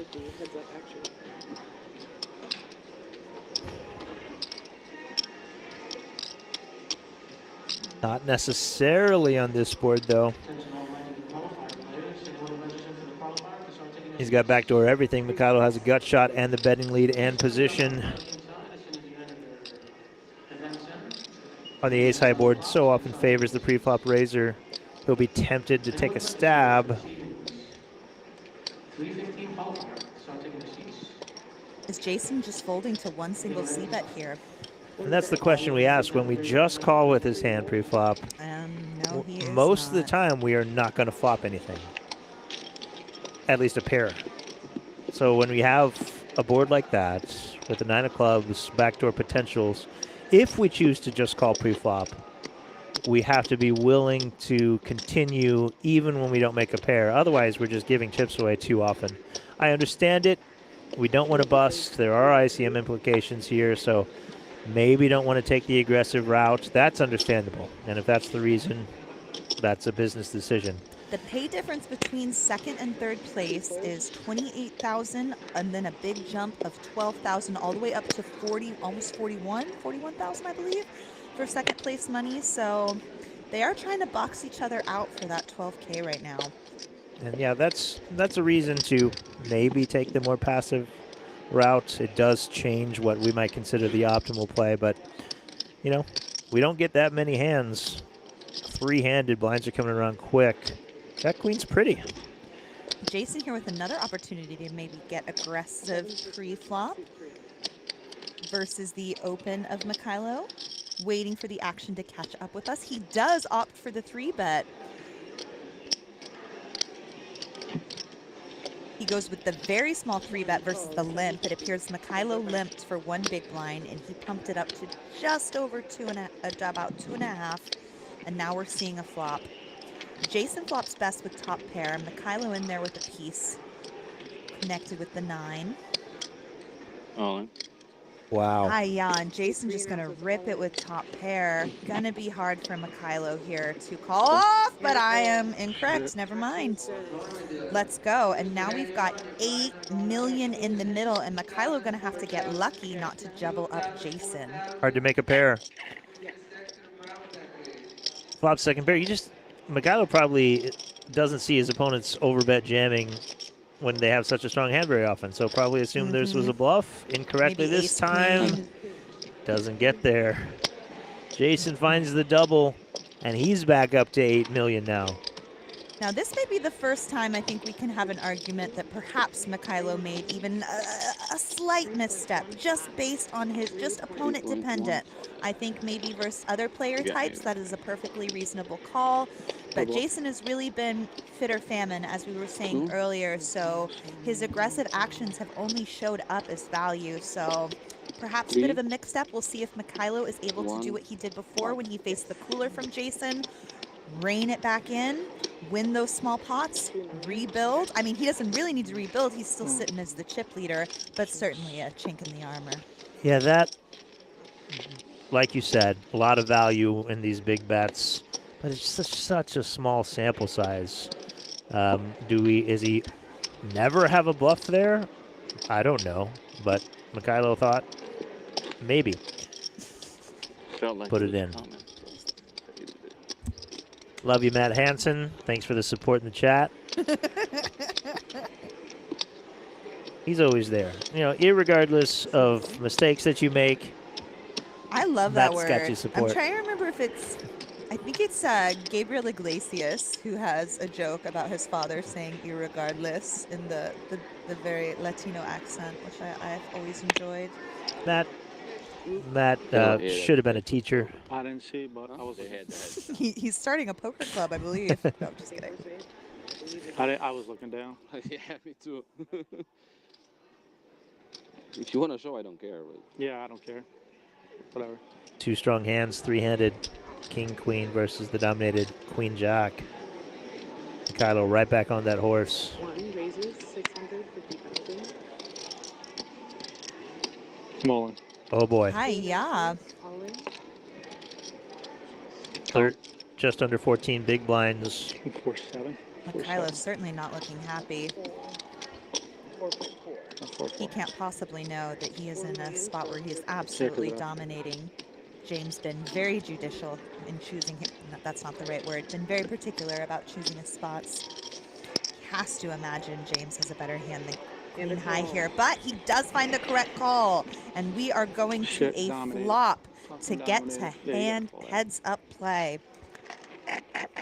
Come on, baby, one time. One time, Jack. James calling for his one time, hoping to find a hook on the flop. Oh boy. My, and again, three-handed Mykhailo getting absolutely coolered. Oh, no. The suck, re-suck. Back to two jacks, not there. Good game. Good game, buddy. Good game. Good luck, guys. Roller coaster of emotions in that hand. Good run from James out in third place. He's going to be taking home $28,000 plus whatever bounties he has collected to this point. Big congrats to our wife guy, who just is a self-described happily married man, and we wish you and your family all the best luck. Well done. Doesn't play tournaments very often, as he said. The fact that he made it this far speaks to his, ability at the tables, and You guys can take this off me? Yeah.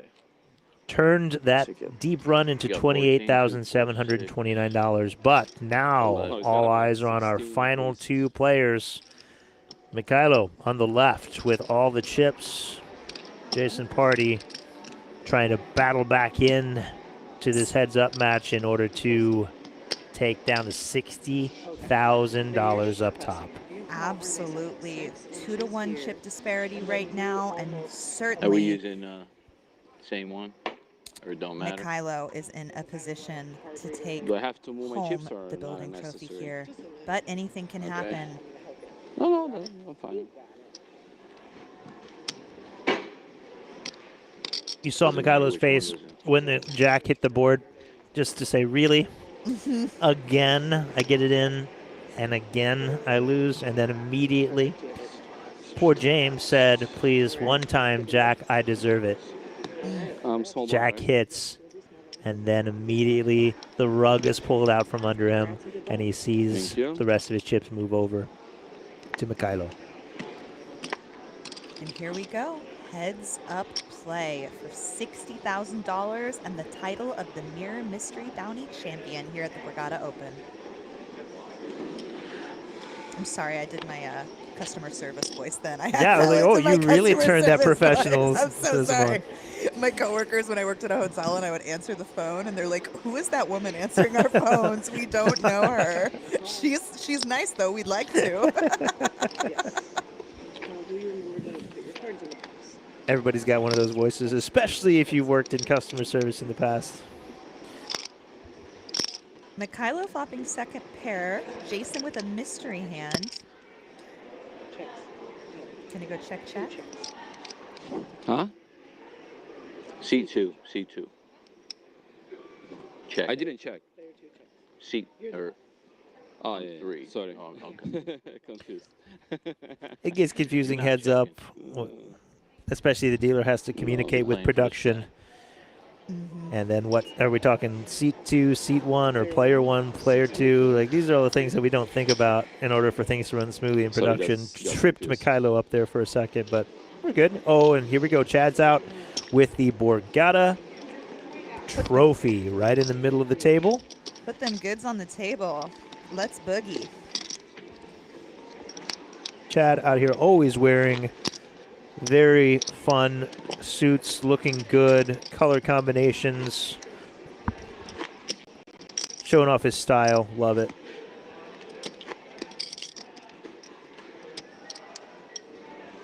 You see my hand?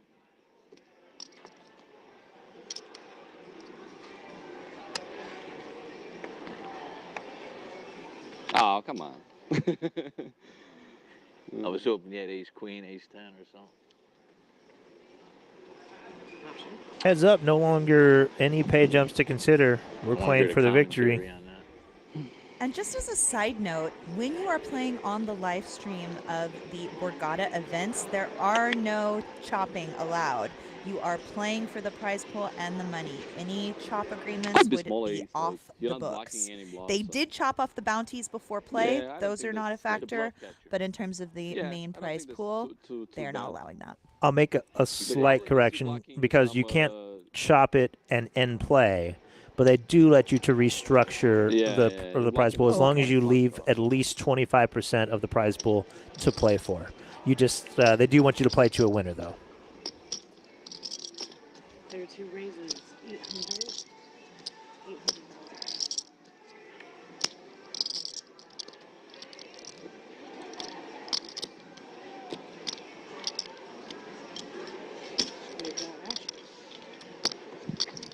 Heading to a flop. Queen, queen, 8. Jason's king 9 off. Still the best hand. Six of spades helps no one. Curious to see if Mykhailo starts attacking these check behinds from Jason. Not this time yet, at least, but we do go check, check again.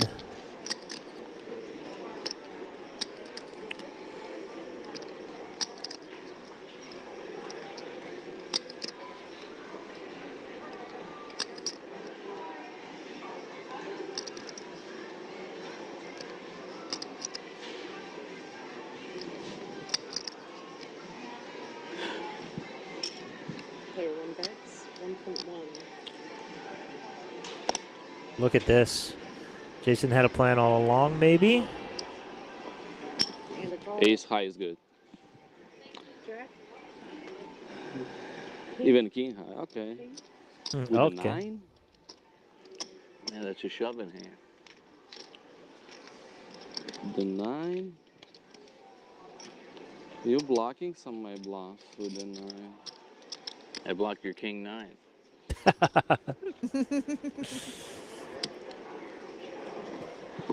Yeah, Mykhailo says with a 9, really, but when you go check, check all the way down to the river, the 9 doesn't come into play as much because you haven't really represented a straight. You haven't represented that bluff. In fact, he doesn't want you to have 9-10, so having a 9 makes it less likely you have 9-10. Quit showing off, nerd. Yeah, little nerd talk. Let's get rid of that. King high like a boss. Puts it in.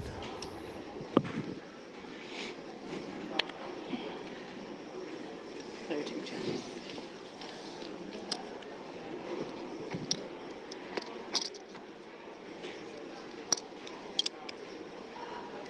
Jason flopping the best hand does not. Let's see.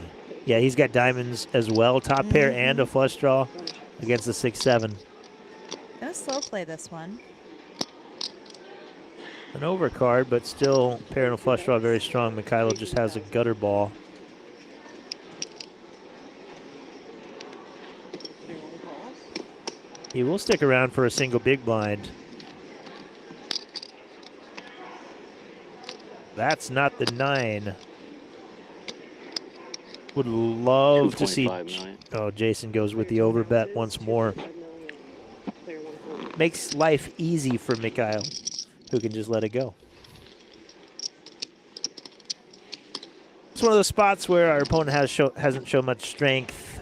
Might just slip it to him with a check with such a strong hand.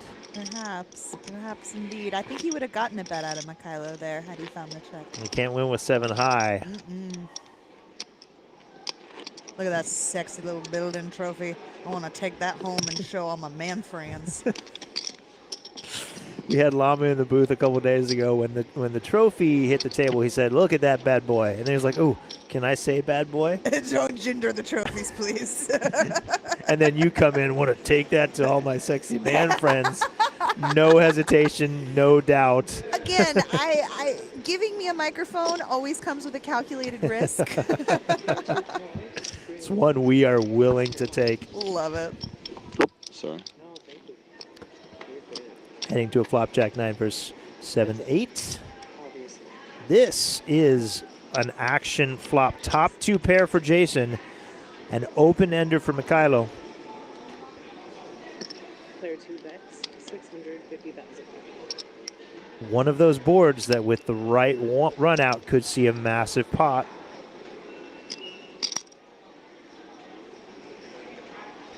How does Mykhailo want to play it? Against an opponent who's shown a propensity to fold his nothings, not really fight back unless he's got the goods. He might be tempted to put a check raise in. I don't think it would get through. I think he's going to go the call route as well. Does call, looking for a 5 or a 10. That might end this tournament. Well. Binkerton. Oh my, a check back from the jack 9. Yeah, now this board is even more connected. Now I it's take a it all back. 4-liner, and somehow this cooler of a board only has 2.2 million chips in it.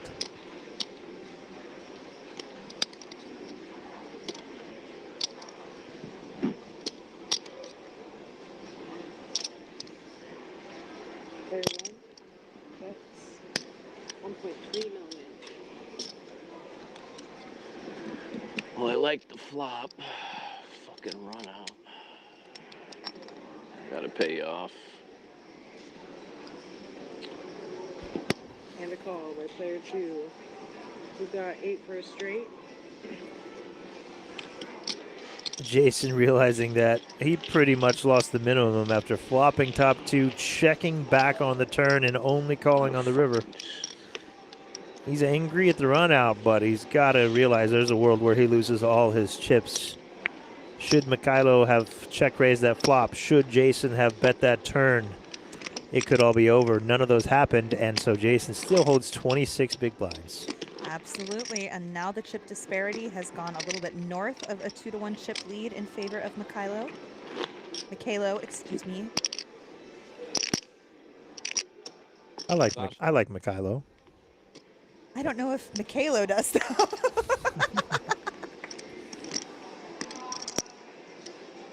That's the hand they folded. Aces. The aces hand is playing. Oh, he's so happy. Look at that little Yeah. smug little smile. He's like, hey, you He can't went even in get me now. to fold my rockets. Or call with.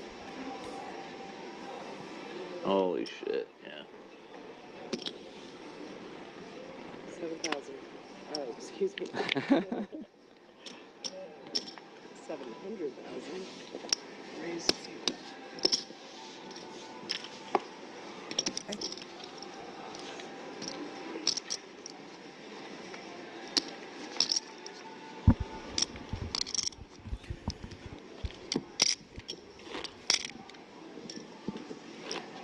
Both players sunglasses on, both players all business. You'll be big blind. 3 and 3.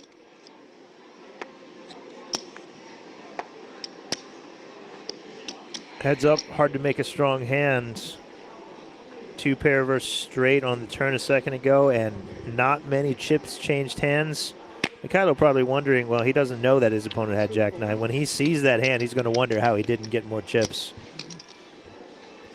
Jason folding his button advantage there. That's not something you want to do too much with heads-up play. Perhaps 4-deuce offsuit is the candidate to let it go with.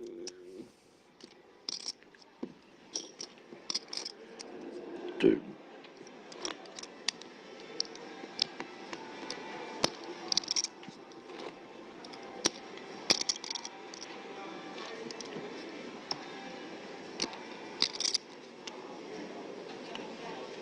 These two players of the 6 that came into the final table are the two with the most cashes, the most money cashed for in tournament poker, according to Hendon Mob.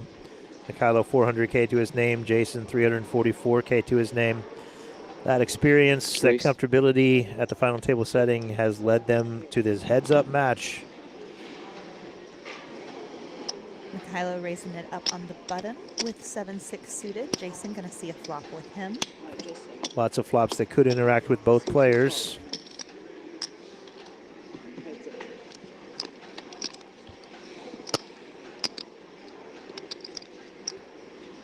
This is not one of them. Mykhailo, both players flopping 2 overs. Mykhailo with a gut shot to go with it. Absolutely nothing for Jason. Mykhailo going to continue, get the quick fold from Jason on to the next.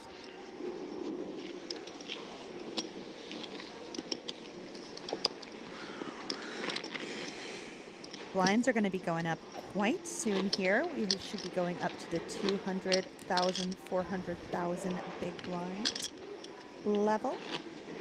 Same kind of dynamic keeps playing out where Mykhailo keeps going with the jabs, picking up the small pots, and then Jason comes in with a big uppercut for the full double over and over again. But trending Mykhailo, if that's what you're relying on, is the big cooler, it's really tough. Not to say Jason hasn't made some good plays, the king high calls, that sort of thing. Willing to put the chips in when he believes in himself and believes he's got the best hand.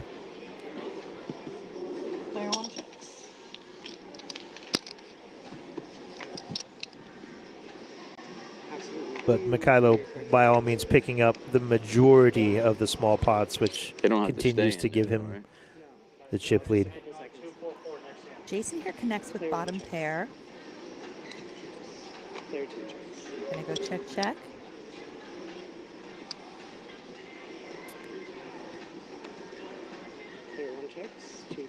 Three clubs on board. Mykhailo with the better club. Pair of threes gonna be best on river. Scary run out for any pair that Jason might have. It's a really scary run out for 7 high. But he's yeah, 7 high is probably not going to win, but decides there's not much in the pot. This time I'm just going to give up. Maybe next time if he bets the river, he'll get a little more respect, showing that he will check down nothing sometimes.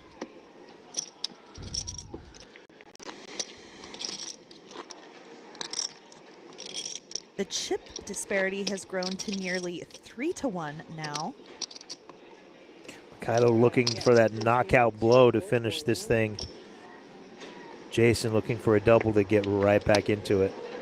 But still fairly deep. 22 bigs is a lot to work with.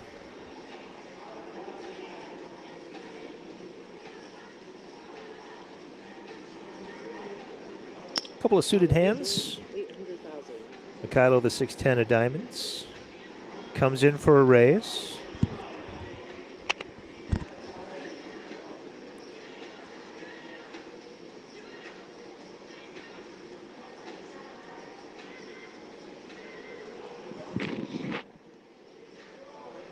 By all means, just use that shirt as a napkin. Microphone there and all. Will you leave my buddy alone? He's sweating bullocks trying to rake in 60K over here from the Ukrainian.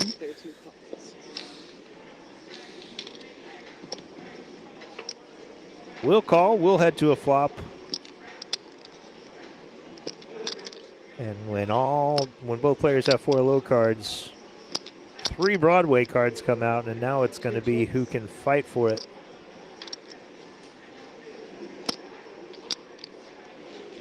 $2 million in the pot, 5.3 behind for Jason. Will Mykhailo take a stab?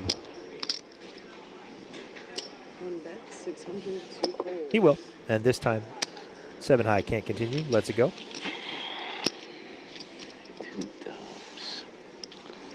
You can leave always like 400 for my big blind with you. Deal. So we're not gonna. Kylo, kind suggestion to Jessica, our dealer. Hey, when I win a pot, just leave that 400 out there so I don't have to keep throwing this back to you.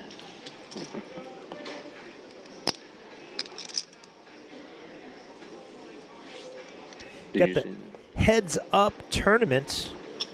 We already had one here at the Borgata. I love seeing heads up tournaments on the schedule. You just don't see them very enough. Oftentimes they're not really the most profitable event for a room to run. So when they run them, they're special, and that says that that room is willing to maybe not squeeze every last dollar, but offer events that are fun and that the community likes to have. Absolutely. Here we see Jason limping the aces and flopping aces full. Mykhailo, unfortunately, just sitting there with Dolly Parton, ain't got nothing going on. We've just seen he checked down his trash. Jason not going to be able to get any. You want to bet he shows this hand? Here. Oh, just no, he doesn't want slides it back to the Let's go, dealer. Jason. Don't let him know you're learning how to trap. Don't you know? Well, I'm sure you already knew before today. Pardon me, but as I was saying, coming up tomorrow on the schedule, there is a $1,730 Heads Up Championship. Hi-ya. Right here at the Borgata. If you want to partake, I believe it starts at, yes, 12:15 p.m. 2 days. Your rounds 1, 2, and 3 are tomorrow. Rounds 4, 5, and 6 are Wednesday.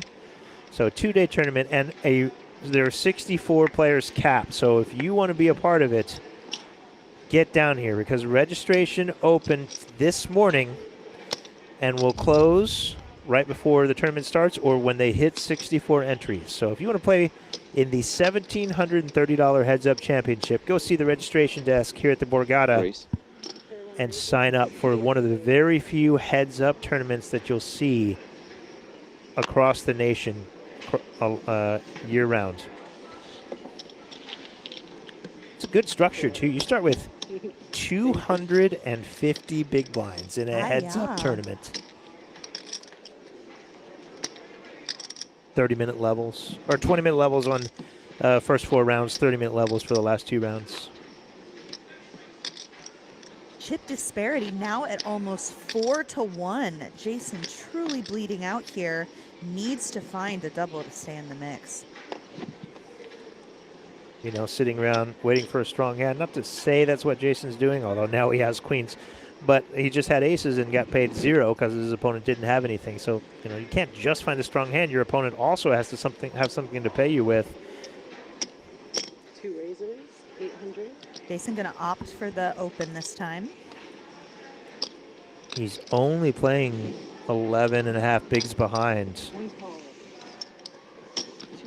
Kylo takes a flop with the king 4.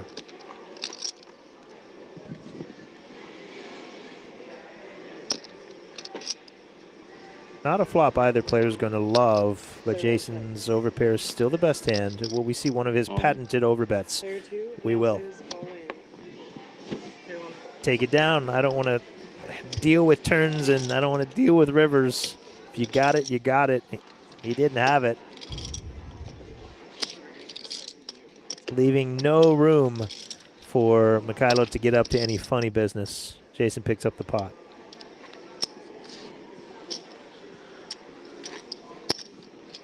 It's kind of frustrating as Mykhailo to see all these massive overbets and just to never have anything to call it with, knowing that maybe one of these days he'll be able to just snap call with 10-jack there and win the tournament.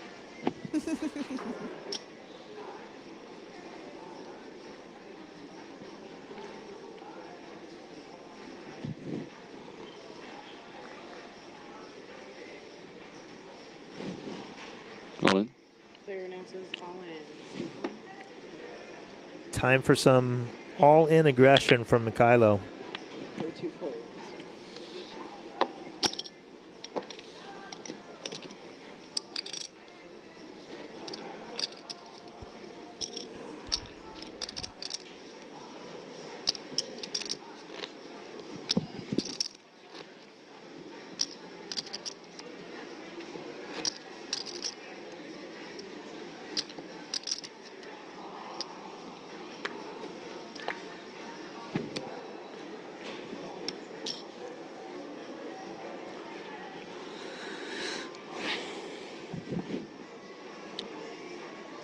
Queen four spades, a couple of suited hands in play. Curious to see if Mykhailo keeps up this newfound all-in aggression pre-flop with a hand like king six. Just a limp from Jason, though. All in. Yep. 1 ounces, all in. 2 folds. That is what will happen. Okay, Jason, you want to see some flops? Tough luck. Mykhailo's going to put all the pressure on. 49 to 13 bigs.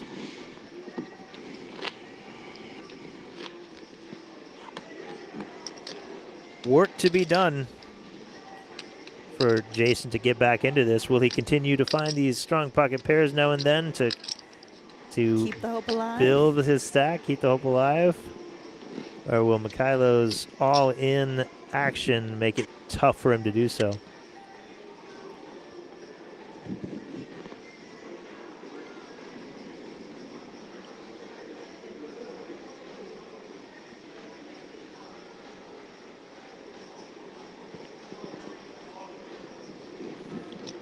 But not quite to any two-card all-in territory for Mykhailo. Jason still has plenty of chips to put a dent in it with 11 big blinds. We'll see a flop.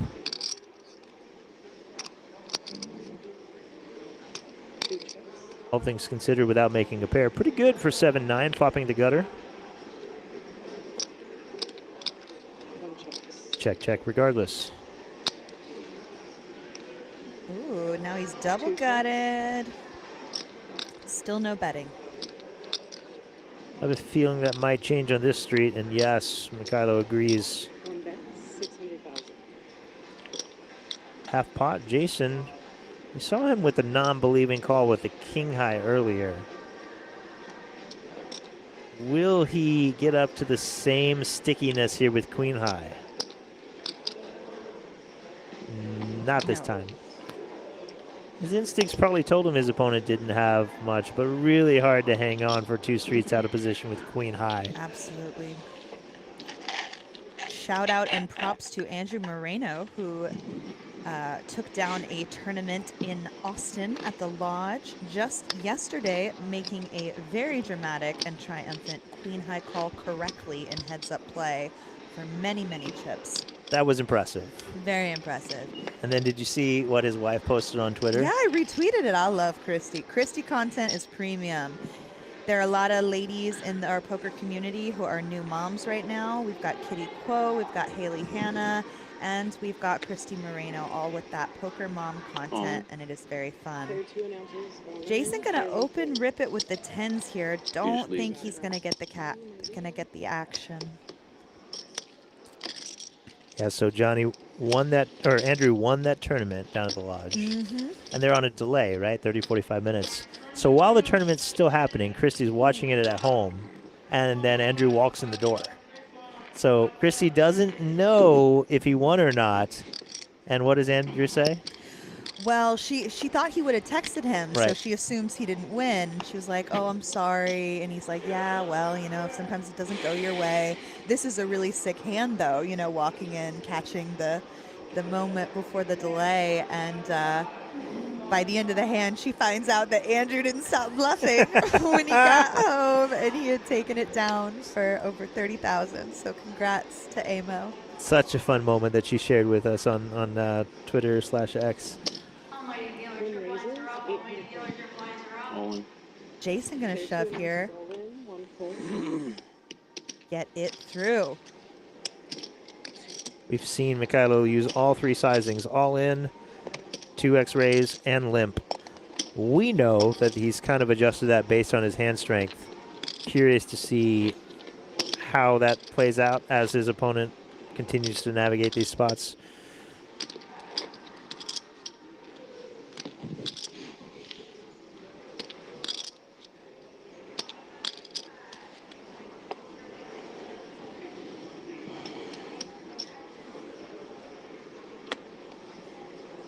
Two folds. Hi-ya. Just a fold Here, from Jason. Thank you. having to fold his button advantage twice here in this heads-up play, just being at the very, very bottom of range with the four deuce off. This summer, I got a little tricky with a 4-deuce off in the big blind defending early in tournament play, and I flopped trips, and it was not the best hand. Oh, no. TJ. 4-deuce was not the best hand, even when I had 3 of a kind. Well, that's not fair. It's why you fold them, I suppose, pre-flop, but you know, I heard Doug Polk say one time that you really shouldn't be folding your big blind at all at early tournament play, and I overcorrected, perhaps. Oh, Doug Polk. He's a good player. Eh, All in. Player one announced. obviously. Very good tournament player. Mykhailo shoving the suited jack here. Jason in a dominated spot, but he can't call off with that. We're on to the next. So we've seen that hands like suited jack, suited queen, suited kings, Mykhailo's moving all in with. Can you put that Mediocre hands like 7-9 off, that sort of thing, he's limping. Huh? And then garbage hands, he's raising.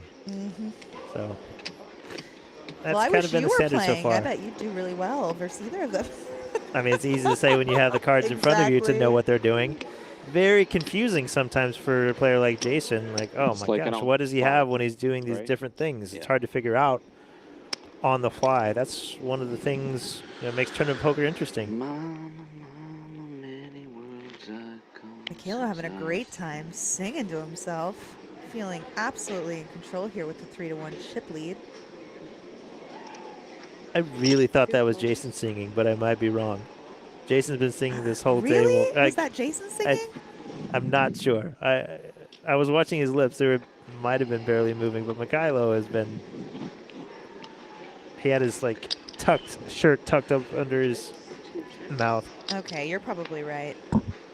Now that we've examined the context clues. It's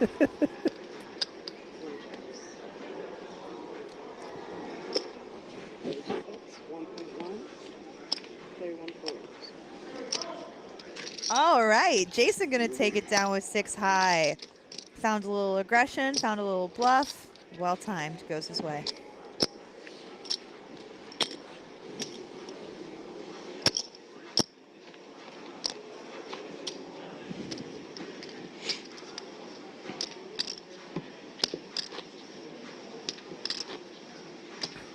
Got a feel for the dealers shuffling so many hands in heads-up play, just non-stop riffling and dealing, riffling and dealing. We've certainly got 2 professionals in Charles, and what is this young lady's name? Jessica here. Jessica, thank you. A million chips in the pot every single hand, Thank playing you. 200K, 400K Just now. would like to give you. You're okay? You could take that. Take it? I think this is gonna go limp jam fold. That's my prediction.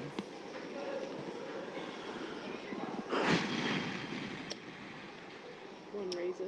Never mind, wrong there. Okay, let's see if I get the second one right. It's like the absolute bottom trash Mykhailo is raising up. Obviously, you're Wanna play incentivized for to the take it down. trophy? Jason. Huh? Ready to play for it? Of course. That's why we're here, right?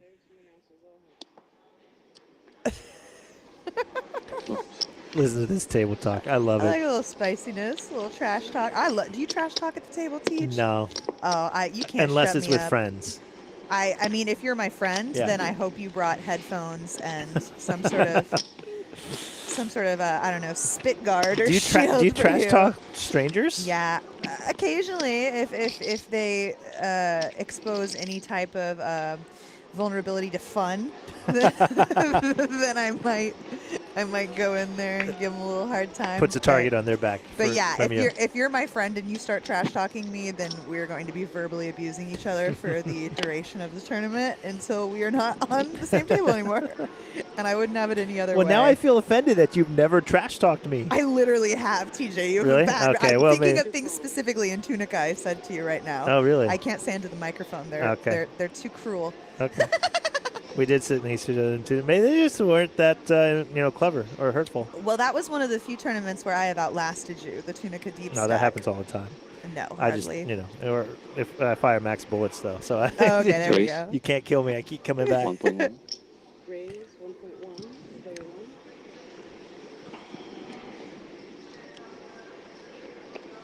1. Mykhailo taking these 2-4. mediocre hands and putting the pressure on. Winning pots uncontested. Yep, sometimes he has it and he fights back, but so many times he's just getting through. I keep hearing these dirty rumors that you're going to be buying the poker or team dinner. Is that going to happen? Oh, you're for on that. us? You're on that group chat too, huh? I'm on that group chat too, and I want a TJ steak, which is a steak that I order and TJ pays for it. We're a going. TJ steak. We're going to the taco place in the basement of Borgata. No. We're going to the EDR. I'll let you guys pick out anything you want The employee dining room on for our my listeners. card. Oh, we can get the free dinner on you. Perfect. Yep. Mykhailo again just chipping away at Jason.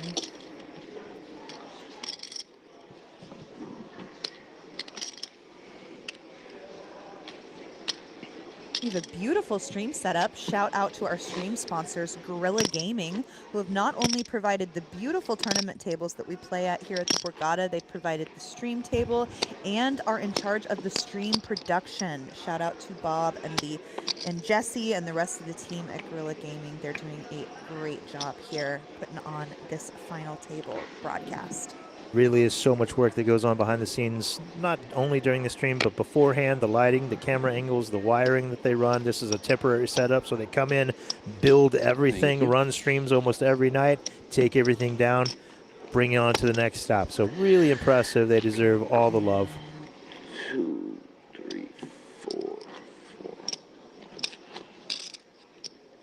Shout out also to Lizzie, the video production team member at Gorilla Gaming, getting some absolute beautiful footage you can see of our final table members that you'll see on social media as well as our video programming here.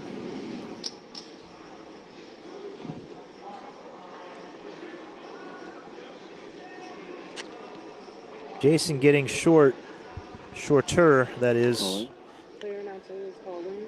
continues to be just aggressed upon by Mykhailo. Aggressed upon. I just say things. I like that. Mostly for Matt. I want a wife guy to whisper that in my ear. Mostly for Matt Hansen, who is ready to pounce on any grammatical mistake. Irregardless of what the mistake is. Irregardless. He's there.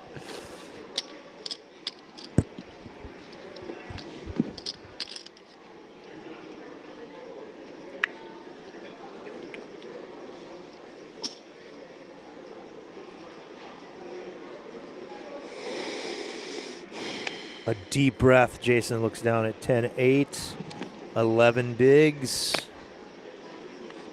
Doesn't like it. Mykhailo did have an ace in the big blind, so probably saved himself whatever bet he was considering putting out there. Didn't happen this time. Our dealer Charles coming in. So Thank Jason truly just being backed into the corner like an animal. Welcome back.